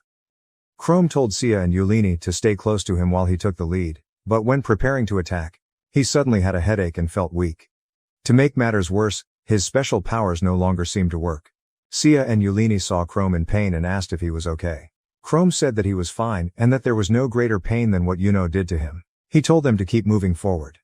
Finally, Chrome tried to use his special skill, and it began to affect the monsters, even though it was difficult for him. Chrome is still determined to gain the power to take revenge on Yuno. The symbols show that his special power has become 9% stronger, and the current ritual is 95% complete. Chrome noticed that the cold feeling and heart palpitations he felt before were gone. The symbols advise him to ensure that he is properly qualified to use this special power. The symbol of light suggests that there are two main ways to fight chaos. The first way is to use Chaos South. But this may be difficult for you. Chrome wondered why, and they explained that he was controlled by chains of darkness. This left him unable to use the power of light, as his soul was bound by the root of wandering in the abyss. That prevented him from mastering the technique of combining light and darkness, known as the summoning technique. Chrome asks about other options, and the symbols suggest that he needs to control the deep abysses of darkness. He must divide the power of darkness, and the art of chaos is the state of being separated from darkness. They warn that this will not be easy, but if he has strong darkness, he can gather more wisdom by combining with the wisdom of the abyss. If it is a decision from the darkness within, then this is possible. Chrome turned to Rakshasa and asked if that was possible. She assures him that there is, but warns him not to let the darkness take over completely. Right after that, Sia and Yulene began to feel intense pain, and Chrome worriedly asked about their condition. Rakshasa explains that Sia and Yulene were nearly swallowed by the darkness, but it has not yet completely taken hold of them. She added that if Chrome was overwhelmed by the darkness, he would fall into the same situation. However, Sia reassured Chrome, "Say they will always be with you, no matter what changes or fate comes." Yulene also pledged to serve him forever. Yulene then used the remote mirror image skill to project an image of what was happening outside. A mirror appeared, reveals a war between humans and demons led by Margot. In her mansion, Margot watches through a magic mirror as he plans to start a conflict and then appear as a hero when humanity needs help. He decided to join the battlefield after seeing Yuno and the others having difficulty, with the goal of proving that he is the greatest hero. Suddenly, A stranger appeared and warned him to stop, and attacked Margot with powerful light blows. The attacker is revealed to be one of the 7 heroes, Violetta Mesa. Violetta, one of the 7 heroes, appeared with a terrifying threat, vowing to cut his opponents into pieces and display them for everyone to see. When her weapon skills change, to everyone's surprise, she transformed into the Dragon Warrior. She becomes Futsuko. Her powerful presence makes everyone tremble, because she promises to become as strong as her scary appearance. Anyone who gets in her way will die. Margot's side is reassured not to worry too much, as Violetta is just one person against an entire army preparing to launch an all-out attack against her. However, Violetta struck first, and in just a few seconds, she destroyed her opponent. Afterwards, she proudly boasted that her agility only grew stronger. Violetta has reached true genius status, and Margot wondered when she would get this power. First is Yuno, who can evolve into Arc using the forbidden magic method of the Shadow Chain. Next are Harold and Violetta. To Margot, it's all Chrome Walker's fault. Margot called Isabella and Rosa to her, for otherwise, they could deal a serious blow to the Demon Lord's army as a whole. Heroes must play a more active role in this battle. Meanwhile, it seems Violetta has met her match. Nabum, King of the Immortals. She saw this as an opportunity to get really serious with her attacks. Nabum asked her to go away, but she rushed straight at him. He felt himself beginning to be erased, and can't believe this is actually happening. Nabum originally had an indestructible body, but with Violetta's roar of dragonfire, it was all over. Nabum was completely destroyed, leaving Violetta standing on top of the world. But soon after, she felt the energy leave her body and collapsed to the floor. Margot enters, explaining that Violetta has obtained the power of chaos from the Black Altar, which can confront darkness, but does not conflict with light. Her power is close to Archmage levels. Margot is complacent, calling herself a legendary hero after witnessing Violetta's defeat. However, Chrome and her teammates appeared, scolding Margot for his shameful actions. Now that Chrome knows exactly whose side Margot is really on, but Margot still tried to play innocent, constantly talking nonsense about false accusations and claiming to be on the side of justice. But Chrome had seen it all before with his former teammate. It was hard to believe that someone would still try to deceive him again. At this time, the Royal Knights appeared, and Margot quickly turned the situation around, claiming that Violetta had fallen at the hands of Chrome and his teammates. However, he told the Knights to know that Chrome possessed a large amount of darkness, so he will personally strike down Chrome with his sword of justice. The Knights believed him and left the battle to Margot. Chrome waited for Margot to attack first, but Margot insisted that he was not stupid. He knows Chrome's capabilities well, and as long as he stays out of attack range, he will be invulnerable both offensively and defensively. It's a formidable skill. Sia offers to finish off Margot, but Chrome warns her that Margot has great swordsmanship skills and a battle with him will be difficult. Margot activated the Spear of Chaotic Flash skill, but Chrome easily dodged. Chrome knows that Margot values her reputation as a hero, so he plans to destroy that so-called reputation. Rakshasa entered, says darkness is in black phase, and Chrome asks why. She explains that it's probably because the darkness in her master, Chrome's soul, has become deeper. The deeper it is, the easier it is for the darkness to be drawn into that state. However, Chrome doesn't have time to listen to this nonsense. He was just in the middle of a fight with Margot and wanted to return immediately. Rakshasa warns him to calm down, explaining that black phase is a much deeper state, and there are certain steps he must take before he can return. She reminds that time here is different from Chrome's world. Even though hours are spent here, only a second will pass in his world and the worst-case scenario is lack of time. Rakshasa went on to say that this was a rare opportunity, and Chrome should not be hasty to miss it. A precious opportunity to fully unleash your power. She still tries to convince him to stay calm and trust the process. Why are you in such a hurry? Chrome expressed that this time was not like last time, as at least Yuno was present, giving him a reason to stay. But this time, everything was different. Suddenly, Rakshasa changed tactics, taking advantage of the rare moment when Sia and Yulin were not attached to Chrome. Maybe it's time for her to make her move. However, Chrome was not so easy to distract her. He wondered where these feelings were emerging from, and if that was truly why the Rakshasa had brought him here, then he would have preferred to return to continue his mission. The Rakshasa quickly took the hint and changed the subject, announcing that Chrome could now receive power from the abyss for revenge. A voice rang out from the dark hole, welcoming his appearance. Meanwhile, in the real world, Sia and Yulin are still facing Margot, the domineering hero. Margot scoffs at Chrome's absence, saying that for the girl's sake, she hopes Chrome has a plan other than simply running away. Margot began to redouble her efforts, realizing that she was facing two girls he would rather have as companions than as opponents. However, both Sia and Yulin flatly refused. Margot did not understand the refusal and continued to flirt, promising to be a better companion than Chrome. Yulene calls him despicable, and Sia swears that her loyalty lies solely with Chrome. Margot was dissatisfied with their reaction and felt insulted at being antagonized by little girls.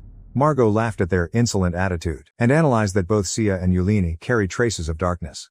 He felt a formidable source of power from the two girls, but still confident that they cannot defeat him. He compared them to Isabella and Rosa, expecting these two girls to be as docile and easy to control as the other two. But when things don't go as he expected, he's willing to force them if necessary. By this time, Sia could no longer stand Margot's brazen flirtations. She immediately attacked with the acceleration skill, determined to put an end to all his useless words. Margot admits that Sia is really fast, but not fast enough to defeat him. Meanwhile, Yulene is nervous but determined, insisting that she cannot be underestimated. She prepares to unleash her version of chaos, despite knowing that the final battle will still come down to Chrome against Margot. On the other hand, Margot shows off her impressive swordsmanship skills by summoning a powerful windstorm. Creates a pressure shield-like protective layer by manipulating wind. It's a pretty cool skill, but it's not the whole story. Margot also adds to the fun by amplifying the chaos energy, enhancing the already impressive power of his wind manipulation skills. Margot continued to try to convince Sia and Yulene to join her side, but both remained determined not to change their minds. They believe Chrome will return to help them soon. Margot confidently declares that they cannot win, the power difference between him and them is too obvious, and their loyalty to Chrome is just stupid and annoying. Stupid or not, Sia knows her stance, and Margot can fuck off. There is no other choice.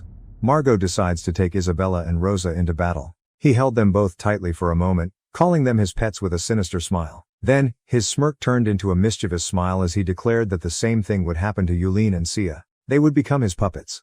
Sia was completely disgusted by this statement and immediately launched a powerful attack towards Margot. Margot boasted that he had placed both girls under a powerful curse and backed away, leaving the fight to the girls under his control. Sit back and enjoy the entertainment. Sia warns Yulene not to hurt Isabella and Rosa because they are only being controlled, not attacking on their own. Margot orders Isabella to hold Sia and Yulene hostage. They feel cornered when Margot declares that their time is up. No matter the fight they tried against him, they could never be a match for a former hero. Isabella held her weapon to Sia's neck as Margot sneered that when Chrome returned, his entire group would become his puppets. Sia tried to resist and cried out. Called Chrome, hoping he would come save her. And sure enough, Chrome appeared at the last moment, like a gentleman just in time to save the day. Chrome apologizes for keeping everyone waiting, as he moves carefully toward the ominous black hole. An inviting voice rang out, declaring that it had been eagerly awaiting his arrival. To Chrome's surprise, he is revealed to be the chosen one, destined to unleash the full potential of the dark power.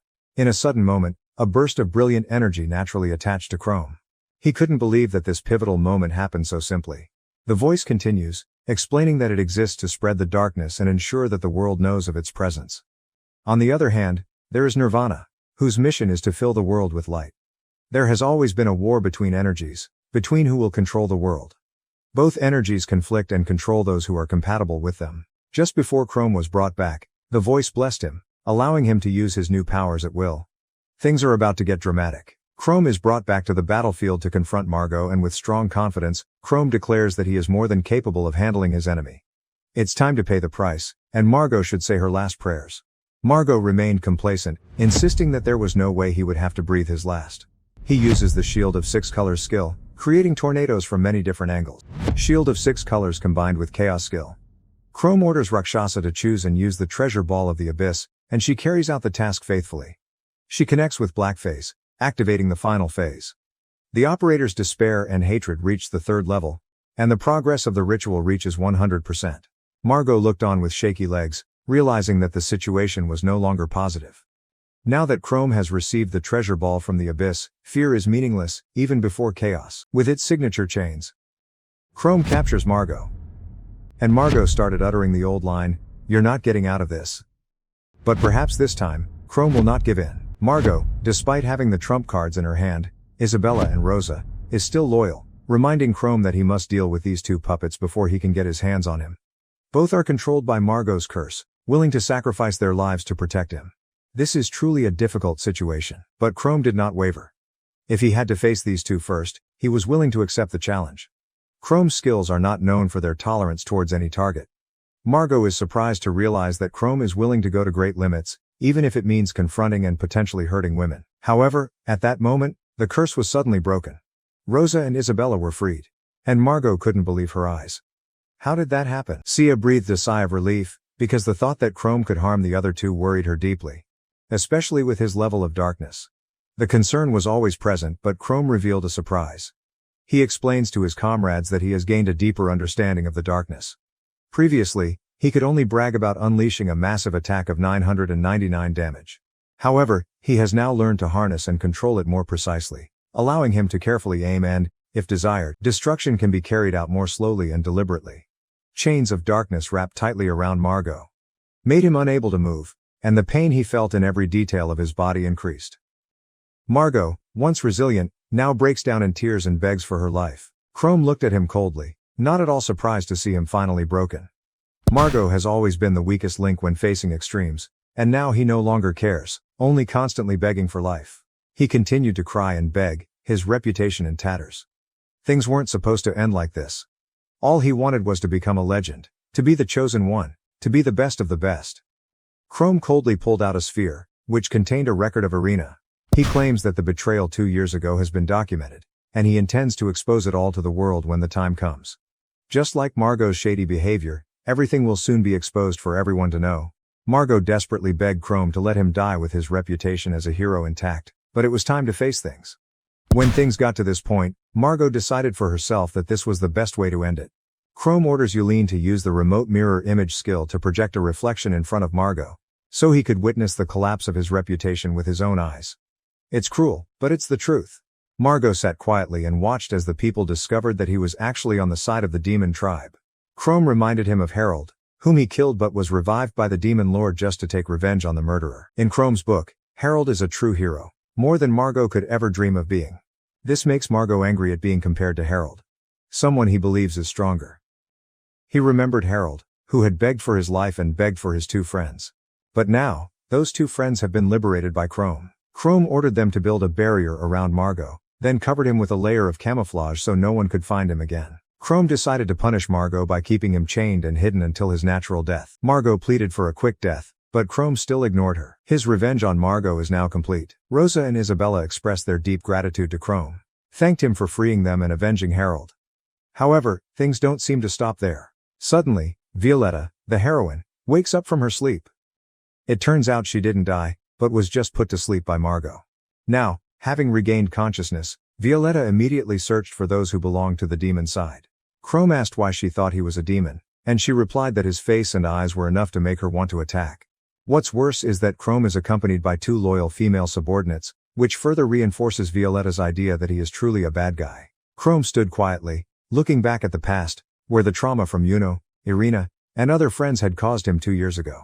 It was that moment that made him swear to give up love and faith for the rest of his life. But now, something about being kind to others seemed to be changing his mind.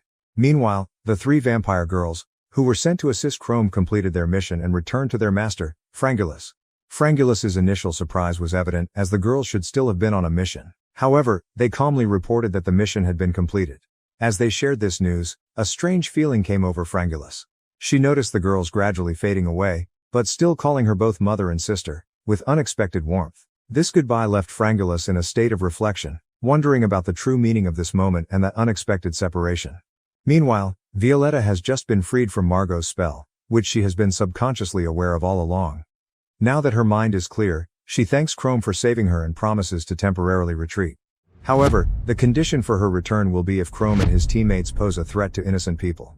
Chrome breathed a sigh of relief when Violetta finally left, calling her a real headache. Just then, Frangulus appeared. Asked if Chrome and his group were attacked by the heroine Elaine, Chrome confirms that, and thanked Frangulus for sending his girls just in time, for they were of great help. Frangulus explains that the girls have returned to say goodbye, and now she feels like she has just lost the closest people she has ever known. Although she cannot explain this feeling, she admits that she will miss them very much. Chrome was surprised to learn that even demons could have such emotions. Frangulus replied, "Even demons have hearts to mourn." However, she quickly turned flirtatious, causing Chrome to restrain herself from rolling her eyes. Seeing this situation, Yulene and Sia quickly pulled Chrome away from Frangulus. Frangulus played around, saying she was just giving her blessing for their safe journey. And then she announced that she was going to war, as the commander-in-chief of the demon race. As time passed, the human army continued to win many battles. But the invasions of the demon clan spread to other lands. Amidst all that chaos, a hero appeared, standing out in the fight against the demon army. His name is Yuno, and he is currently fighting in the Rufus Empire. At the same time, there is Farnia Levitia, who may or may not be fond of this hero. She is a princess of the Levitia kingdom, located next to the Rufus Empire. Farnia is a hero chosen by the star, and she possesses the holy sword Xilum, the symbol of the star attribute. Yuno and Farnia fight side by side. She notices the return of Ragios, the giant green dragon. Yuno didn't realize it yet, because the dragon used a magic to hide him. And suddenly appeared, declaring that it had won this battle. The dragon then released a powerful stream of fire aimed at Yuno. Everything goes like last time. Yuno realized that he was about to die but did not want to give up. He was taken to a strange place, and remembered the last time he went to another dimension called Black Phase. Now, he is in the White Phase, where he meets Vayu, who provides him with sage wisdom about light and how to make it shine.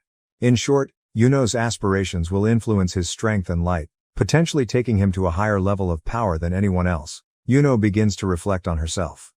He used to be a respectable person who could admit that he felt guilty for taking away his friend's lover. Later, when he realized that the girl had become a monster, he wanted to save her. However, he was quickly fascinated by the thought that there could be someone else to replace him. Only then did Yuno realize his true desire. To possess anyone he wanted. Because you are the hero of this world. And all should kneel at his feet. Upon returning to the battlefield, Yuno felt his strength increase significantly. His severed arm grew back, and his holy sword glowed with a new source of energy. Yuno attacks, breaking the demon seal hanging on the dragon's forehead.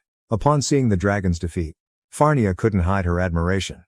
She approached him, closing the distance with a kiss for the attractive hero. She even begged him to take her as his own. In that moment, Yuno realized that he had never been good at treating women, but right now, this was a golden opportunity. Everything he had ever wanted, women, wealth, fame and glory, was about to be in his hands. Suddenly, Frangulus appeared and broke the romantic moment. She introduces herself as the true ancestor of all vampires. Farnia recognizes Frangulus as the 13th leader from the past. And Yuno recalls that they defeated her once. He couldn't believe that she was still alive, because he thought he had killed her before. Responding to their surprise, Frangulus asserted that she was indestructible, but also admitted that she was surprised to see the young hero able to defeat Ragios so easily. She concluded that she had still underestimated the hero's strength. Yuno, with a twisted smile, determined to kill Frangulus so many times that she really died. Farnia stops him, saying let her deal with Frangulus, asserting that Yuno is their last hope. Frangulus was amused by Farnia's bravery. But Farnia warns that she is also one of the heroes. With an oath to protect her country, her world, and Yuno, Farnia uses the holy sword skill. Star Knight. But Frangulus dodged easily. Not giving up, Farnia unleashed the meteor blade skill. This time it hit home, cutting Frangulus' shoulder. In anger, Farnia continued her attack, vowing that for her country, the world, and Yuno, she would kill Frangulus. Frangulus responded with the blood spear skill, knocking Farnia's sword out of her hand. She then continued to throw more blood weapons towards Farnia. But right before they touched her, Yuno appeared, cutting all those weapons. He told Farnia to back off and that he would take care of the rest, using the new power he received from his battle with Ragios. However, when he thought back, he realized his strength was not enough to kill Frangulus. But it still caused a deep wound on her body. Yuno then tells Frangulus that, even though she is a demon, she is still a beautiful woman. And said he wanted to have fun with her.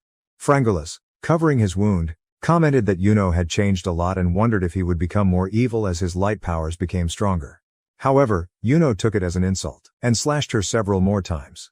Said that although he had originally intended to keep her as a slave, he now thought it best to kill her as well. Frangulus turned into a swarm of bats and rushed straight at Yuno, but right before reaching him, she transformed into a ferocious wild dog. However, Farnia quickly stopped her before she could get close to Yuno.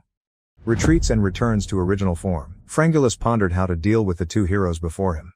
Then, she heard a familiar voice telling her not to give up.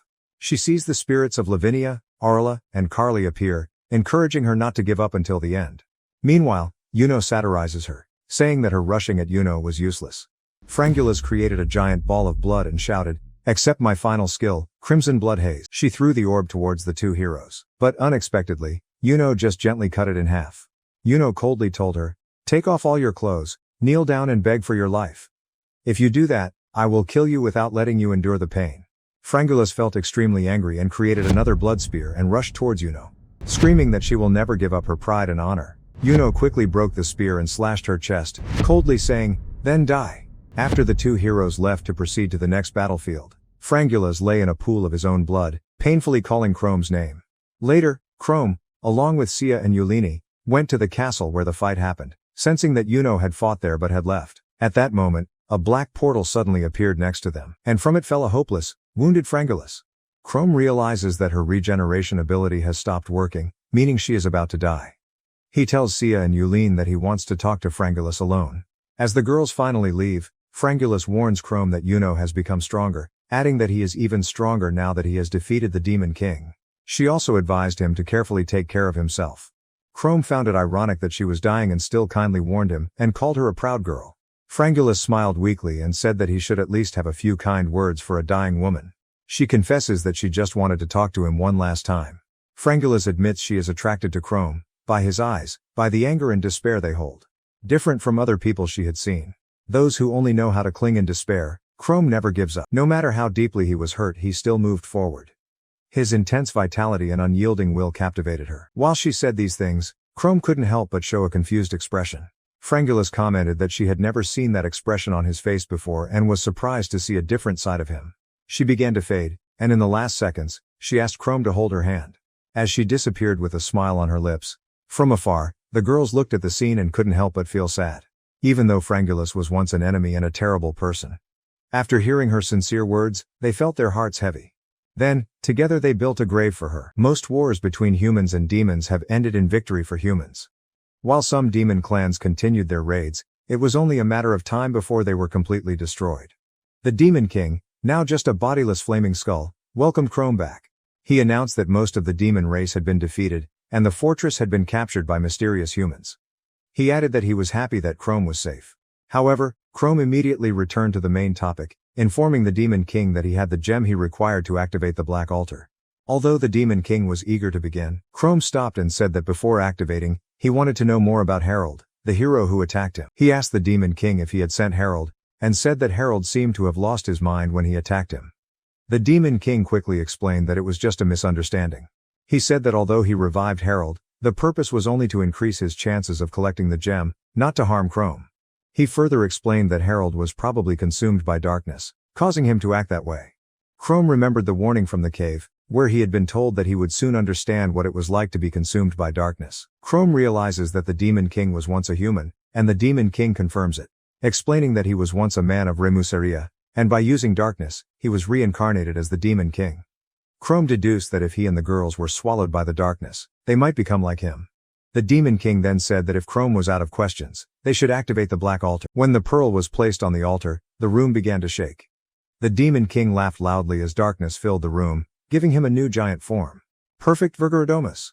He felt that his strength and spirit had completely returned, and he would no longer need Ragios or Frangulus. Chrome asked the Demon King if he didn't have any feelings for those who sacrificed their lives for him. But the Demon King only laughed and said that it was natural. However, he admitted that he saw more power and greater potential in Chrome, stating that even if Chrome dies or becomes his slave, his power is too great to be extinguished easily. The Demon King asked Chrome to become his right-hand man, but Chrome flatly refused. He taunted Chrome, stating that Sia and Yulin are holding him back with their love, adding that any being with a weakness like love can never master the darkness. Chrome laughed at the Demon King's views on love, and said he was completely wrong. He moved forward, and in doing so, the Demon King's form began to crack, surprising him. Chrome explains that darkness has depth. And if two people with the same type of darkness confront, the one with the deeper darkness will win. He told the Demon King that he underestimated him, and that his darkness is far superior. Chrome added that, although the Demon King thinks love is a weakness, but the deeper the love, the stronger the hatred. The demons who do not know love are the ones furthest away from true darkness. In a rage, the Demon King tried to grab Chrome, but his hand stopped right in front of him, and along with his being, dissolved into nothingness. Outside, the three continued their journey to defeat Yuno. Chrome was relieved to know that his revenge was almost complete and sincerely thanked Sia and Yulin for always accompanying him from the bottom of their hearts. Sia gently told Chrome that she just wanted to repay the kindness she had received from him, and Yulin also added that he had saved her life. Chrome thought to himself that, even though they were his subordinates, he didn't want them to be bound by that. Chrome reminds them that, when facing Yuno, they will have to confront the power of light. He admits that although he was able to overpower Yuno in the past, over the years he has become much stronger. He also knew that both he, Sia, and Yulin had become stronger, but he still thought that this battle would be fierce. For that reason, he asked Sia and Yulin to retreat for safety. Said he would fight alone. He added that he did not want them to die and that he was willing to accept defeat if it helped others survive. Having said that, he said goodbye to them, but before he could turn away, Sia suddenly grabbed him and gave him a kiss, saying she would always follow him wherever he went. He tried to object, but Yulin also stepped forward, kissed him and said that she agreed with Sia and that she also wanted to be with him. Both of them declared their love for him. At this time, Chrome realized that since being betrayed, he only focused on revenge without having time to think about his own feelings. But when Sia and Yulin held his hands, they promised him that after the battle was over, they would help him regain the smile he had lost. Chrome decides that he must complete his revenge in order to move on. Suddenly, they saw a large stream of splashing water, and Elaine appears, blocking their way. Meanwhile, Farah enters Yuno's room, only to find him in his pajamas, and Farnia sleeping in his bed. She casually asked Yuno if he enjoyed himself, but Yuno only responded by asking why she didn't knock before entering. She teased him, saying he was soaked and should have invited her too. However, Yuno gets angry and demands her to apologize. Surprised, Farah quietly said that she was just joking, but Yuno still insisted that she apologize. He told her that she would be his, and then she would have to listen to him. Terrified, Farah looked at him in disbelief. Yuno ordered her to kneel, and when she did, he added that if she wanted to become his, she would have to obey all his demands. Farah thought to herself that he had changed a lot since the last time they met. She wondered if he had really changed, or if this was Yuno's true self. Meanwhile, in the Rufus Empire, the people are rejoicing over the success of Yuno and Farnia's marriage. One of them said it was because they were heroes who saved the world. The people allowed Yuno to take multiple wives as a special case, even saying that he could have as many wives as he wanted. Meanwhile, Chrome, Sia, and Yulin were hiding in the crowd. Chrome asked Yulin about the preparations, and she happily replied that everything was ready in the hall as planned. And you can start at any time. At that moment, the crowd cheered and announced that their hero, Yuno, had appeared along with Farnia and Farah. Meanwhile, Yuno smiled complacently, telling himself that even though everyone thought he was at the peak of happiness, within him there was still a growing desire. I want to own every beautiful woman I want. Create a legend about a hero that lives forever. He wants to be honored by people everywhere and have a huge fortune. Because desire is the source of light, he is no longer ashamed of his desires. If it brings peace to the world and smiles on people's faces, then he must fulfill his duty as the greatest hero by living true to his desires more than anyone else. Suddenly, a loud voice rang out, attracting the crowd's attention and pulling Yuno out of her thoughts. That was the recording that Chrome forced Irina to admit. Swear that everything contained therein is true. The recording recounts how the group of heroes attempted to gain power by sacrificing Chrome. Meanwhile, Chrome listened with an expressionless expression, thinking that it was time for Yuno to pay for her crimes. The voice continued, explaining the taboo ritual the group of heroes used to gain power. In the end, it concluded that all the members of the hero group were criminals, and listed each of them by name, including Farah and Yuno, both of whom were now extremely frightened. Farah is still in shock. I can't understand why Irina said these things. Farnia, in tears, asked Yuno for an explanation. He tried to deny the allegations, saying someone threatened him and made him say stupid things. But Farnia and the crowd were not willing to listen to his excuses. Meanwhile, Chrome explains that because the darkness within him has increased, he can amplify anger, hatred and chaos. The crowd became more and more angry, screaming and criticizing the exposed hero, calling him a despicable person. Farnia calls on the world to punish Yuno for his crimes. Yuno, now desperate, tries to calm Farnia. But she threw her wedding flowers at him. The pain of being deceived, allowing him to take her and make her his wife. She then ran away from the scene in frustration. Chrome then appeared, telling Yuno that it was time for him to reveal his true face to the world. Farah, despite the situation, began brazenly flirting with Chrome, complimenting him on how attractive he looked. Yuno immediately scolded her, but Farah teased him, asking if he was jealous. However, Yuno exploded in rage, shouting that it was an order, she must not exceed the limit. Terrified, Farah quickly apologized. Yuno turned to the crowd, trying to calm them down, saying that he never did such terrible things and that he was set up by Chrome. Chrome immediately asked again, if what he said was true, then why did Irina herself admit everything? Yuno angrily orders Chrome to be quiet and declares he will slash him to death, affirming that people will trust him more. But Chrome calmly replied that it was pointless for Yuno to try to act righteous after his crimes were exposed. From the top of one of the castle's towers, Elaine watched the events unfold. Although she had predicted that Chrome would appear, she was still surprised by the crimes that Yuno had committed. This also perfectly explains why Yuno's power increased so quickly. However, because he obtained his power through despicable methods, she still believes that she is the strongest hero. She sees an opportunity to kill two birds with one stone, and solidify her position as the strongest hero. But before she could act, another person stopped her, asking what she was doing there. That person is Violetta Mesa. Elaine looked at Violetta Mesa with contempt, unable to hide her annoyance. Violetta sneered, saying there was no need to make such a scary face. Because Elaine looks cuter when she smiles. Violetta continues to explain that she has been invited to attend the ceremony honoring Yuno. But there was so much chaos below, and her acquaintances talked only among themselves. Violetta then asked Elaine what she was planning to do. Elaine with a smirk told Violetta that she intended to punish both Chrome and Yuno like a true hero. Violetta was confused when she saw that Elaine seemed satisfied with the verdict. Asked if her actions were due to personal vengeance. Elaine denies this, asserting that she only wants to restore justice. She says that if Yuno made a mistake, then as a hero, it is her responsibility to make it right. Violetta considered this and considered that what she heard could not be called objective, but she also realized that ignoring it was wrong. So she decided to intervene. Elaine gets upset, grits her teeth and says she has no time for Violetta's antics. Violetta still refuses to let Elaine pass, causing Elaine to decide to use force. She summons her sword and attacks Violetta, but Violetta counterattacks easily. Undeterred, Violetta grumbled that Elaine was always quick to resort to violence when she didn't get what she wanted, and she always hated it. Elaine was angry and shouted at her to be quiet. Elaine's body was now surrounded by flames. Elaine warns that any direct attack will reduce the opponent to ash, leaving no bones behind. Violetta, seeing that Elaine was starting to get serious, replied in a mocking tone that she would cut Elaine to pieces. She summoned her sword and used the Dragon Warrior form skill, teasing that Elaine can't defeat him and is just a hero who brags about his strength. Elaine is indignant, declaring that she will show Violetta what a dragon really is. She summons a dragon of fire and directs it to attack Violetta, but Violetta easily dodges. Elaine felt angry and worried that Yuno would defeat Chrome if she didn't quickly end this battle. Elaine is filled with anger, believing that Violetta's abilities are only average compared to other heroes and therefore she cannot lose. Elaine's resentment grew. She believed that anyone who looked down on her deserved to be judged and should not exist. She jumped from the top of the tower and swung her sword at Violetta, shouting that no one had the right to look down on her. Violetta fell to the floor, her wings tearing in the process.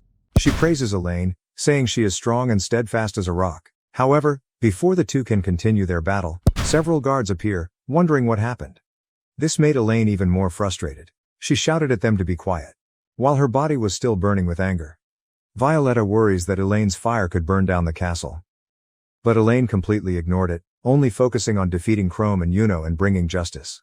Violetta believes that Elaine's actions have no justice. But Elaine insists it's about justice and revenge. She wants to prove she is the strongest hero. And take down those who dare to look down on you. Violetta tries to convince Elaine that using power just to satisfy ego is not what a hero should do. She wants Elaine to admit her weakness to move forward. But that advice fell on Elaine's deaf ears as she continued to attack. Suddenly, Violetta's sword begins to glow brightly as it reaches the arc level with a new form and power. Violetta hovers over Elaine, promising to defeat her. Elaine angrily asks Violetta how her sword gained arc power, while still being weaker than her own. Elaine continues to attack, but Violetta easily blocks it. Elaine accuses Violetta of using the same dirty tricks as Yuno, which insults Violetta. Elaine is still angry that Violetta surpassed her, not accepting this fact. Elaine commands her sword to transform into the arc, and started attacking Violetta blindly. Use the skill Fang of the Flaming Dragon. Violetta responded with the Dragon Blast skill, blowing away all of Elaine's attacks with her. Hit the wall hard. Despite admitting that Violetta is strong, Elaine still refuses to give up her belief that she is stronger than anyone, determined to take revenge on the world that oppressed her. Violetta tells Elaine that she will always be weak because she cannot stand with her weak ego. Elaine angrily rushed to attack. But with just one sweep, Violetta broke Elaine's sword. Shocked her. Violetta tells Elaine to go apologize for burning down the castle. While Elaine's riser sword gradually disappeared into nothingness, Elaine let out a scream of despair as she saw all her dreams and aspirations vanish into nothingness. Meanwhile, Violetta leaves the scene, thinking to herself that it will take longer for Elaine to learn this lesson than she had expected, and upset that her clothes are torn. She began to wonder what Chrome and Yuno were doing. Returning to the front of the castle, Chrome continued to look down at Yuno, while Yuno laughed maniacally, desperately defending her reputation. Chrome recalls that he destroyed Yuno's right arm before, so the arm he sees now is either a prosthetic arm, or something else entirely. One of the girls warns Chrome that Yuno has completely unleashed the power of light. However, Chrome declared that no matter how strong Yuno was, he would settle the score with him and win. Yuno summons an army of angels, commanding them to take revenge on their enemies. Chrome and she recall that these angels are identical to the angels that Maika once controlled. However, Yuno explains that his angels are more advanced and do not need corpses to replace them like Maika's angels. He then sent them to attack Chrome, but they only flew a short distance before being completely destroyed by Chrome's ability. Yuno praises Chrome, saying that his abilities are still good. Chrome then asked him if he thought he could defeat him with just ordinary angels, adding that they couldn't even slow him down. Yuno admits that his angel certainly cannot defeat Chrome, but he knows that Chrome's skills are not scary unless within attack range. Right after that, Yuno used the skill Blessed Bombing, fired beams of light at Chrome, but he easily dispersed them. Chrome counterattacked, firing a string at Yuno, confirming that all of his attacks were useless. However, before the chain could reach Yuno, he suddenly moved to another location, causing Chrome to be extremely surprised. Yuno explains that this is his new skill, Sanctuary of Denial.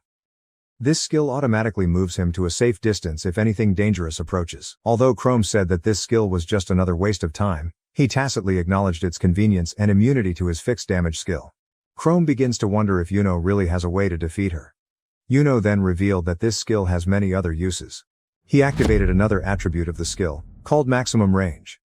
Suddenly, Sia and Yulin were kidnapped by this skill and teleported to other sides of the castle. Chuckling, Yuno revealed that separating them was his plan from the beginning. He explains that because his light powers and Chrome's dark powers are activated by spirit, he wondered if Chrome would be able to remain calm if she lost important people. Suddenly, behind Sia, someone rushed down from above, attacking her.